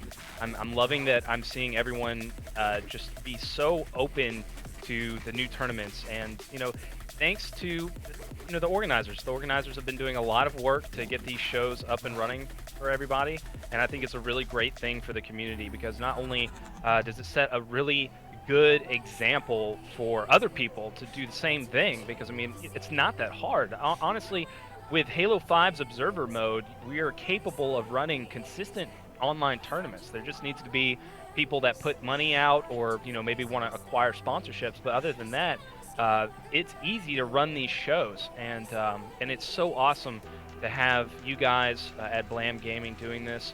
And I appreciate the casting, because I get to practice for UGC. It's coming up next week, so that was a lot of fun too. I got to see a ton of great gameplay. It was just a lot of fun casting with you two, Goofy. First cast together, and I'm sure we'll have much more in the future. Absolutely. Can't wait. Thank you guys once again, pros. I really, really, really appreciate it. From us at Blam Gaming, I'm Louis V. Titan. I got my other co-owners. They've been in the chat. You guys have seen them, Fire Spin and Clutch King. Shout out to them for holding it down from the background, because we need that every single time. And once again, thank you to the whole Blam Gaming community, because I know a lot of you guys actually come out and support us nonstop. You guys in the chat, if you're not a part of the community, join the Discord. I'm telling you, Discord is where it's at. You're always going to be in the know. We have small tournaments that pop up at any point in time, and so if you're in the Discord, you're going to know, and you're going to have the chance to win a little extra cash in those free-for-all tournaments and whatnot. And sometimes we do Fortnite. We got Fire Spins Friday, Fortnite events sometimes. And so definitely follow us on Twitter, join our Discord. We got a Facebook, and please follow the Twitch channel. Once again, you guys, thank you for joining us. Congratulations to Command Station and Bound once again, really going off and taking preliminary 2 and punching that ticket to the grand finale. We appreciate it. And one more thing before we go, please reach out to HCS. We really, really love what we're doing, and we think that a partnership with Grassroots would actually get this going much faster, because we're trying to grow this even bigger and move on to better things. We have a lot that we want to do for you guys, and the easiest and the best way to show support is for you to reach out to them and let them know that what we're doing is actually pretty cool. Okay, well, I think that's it for this tournament. Once again, you guys, appreciate it. Thank you to Goofy, and thank you to Nighty Night. Another one in the bag.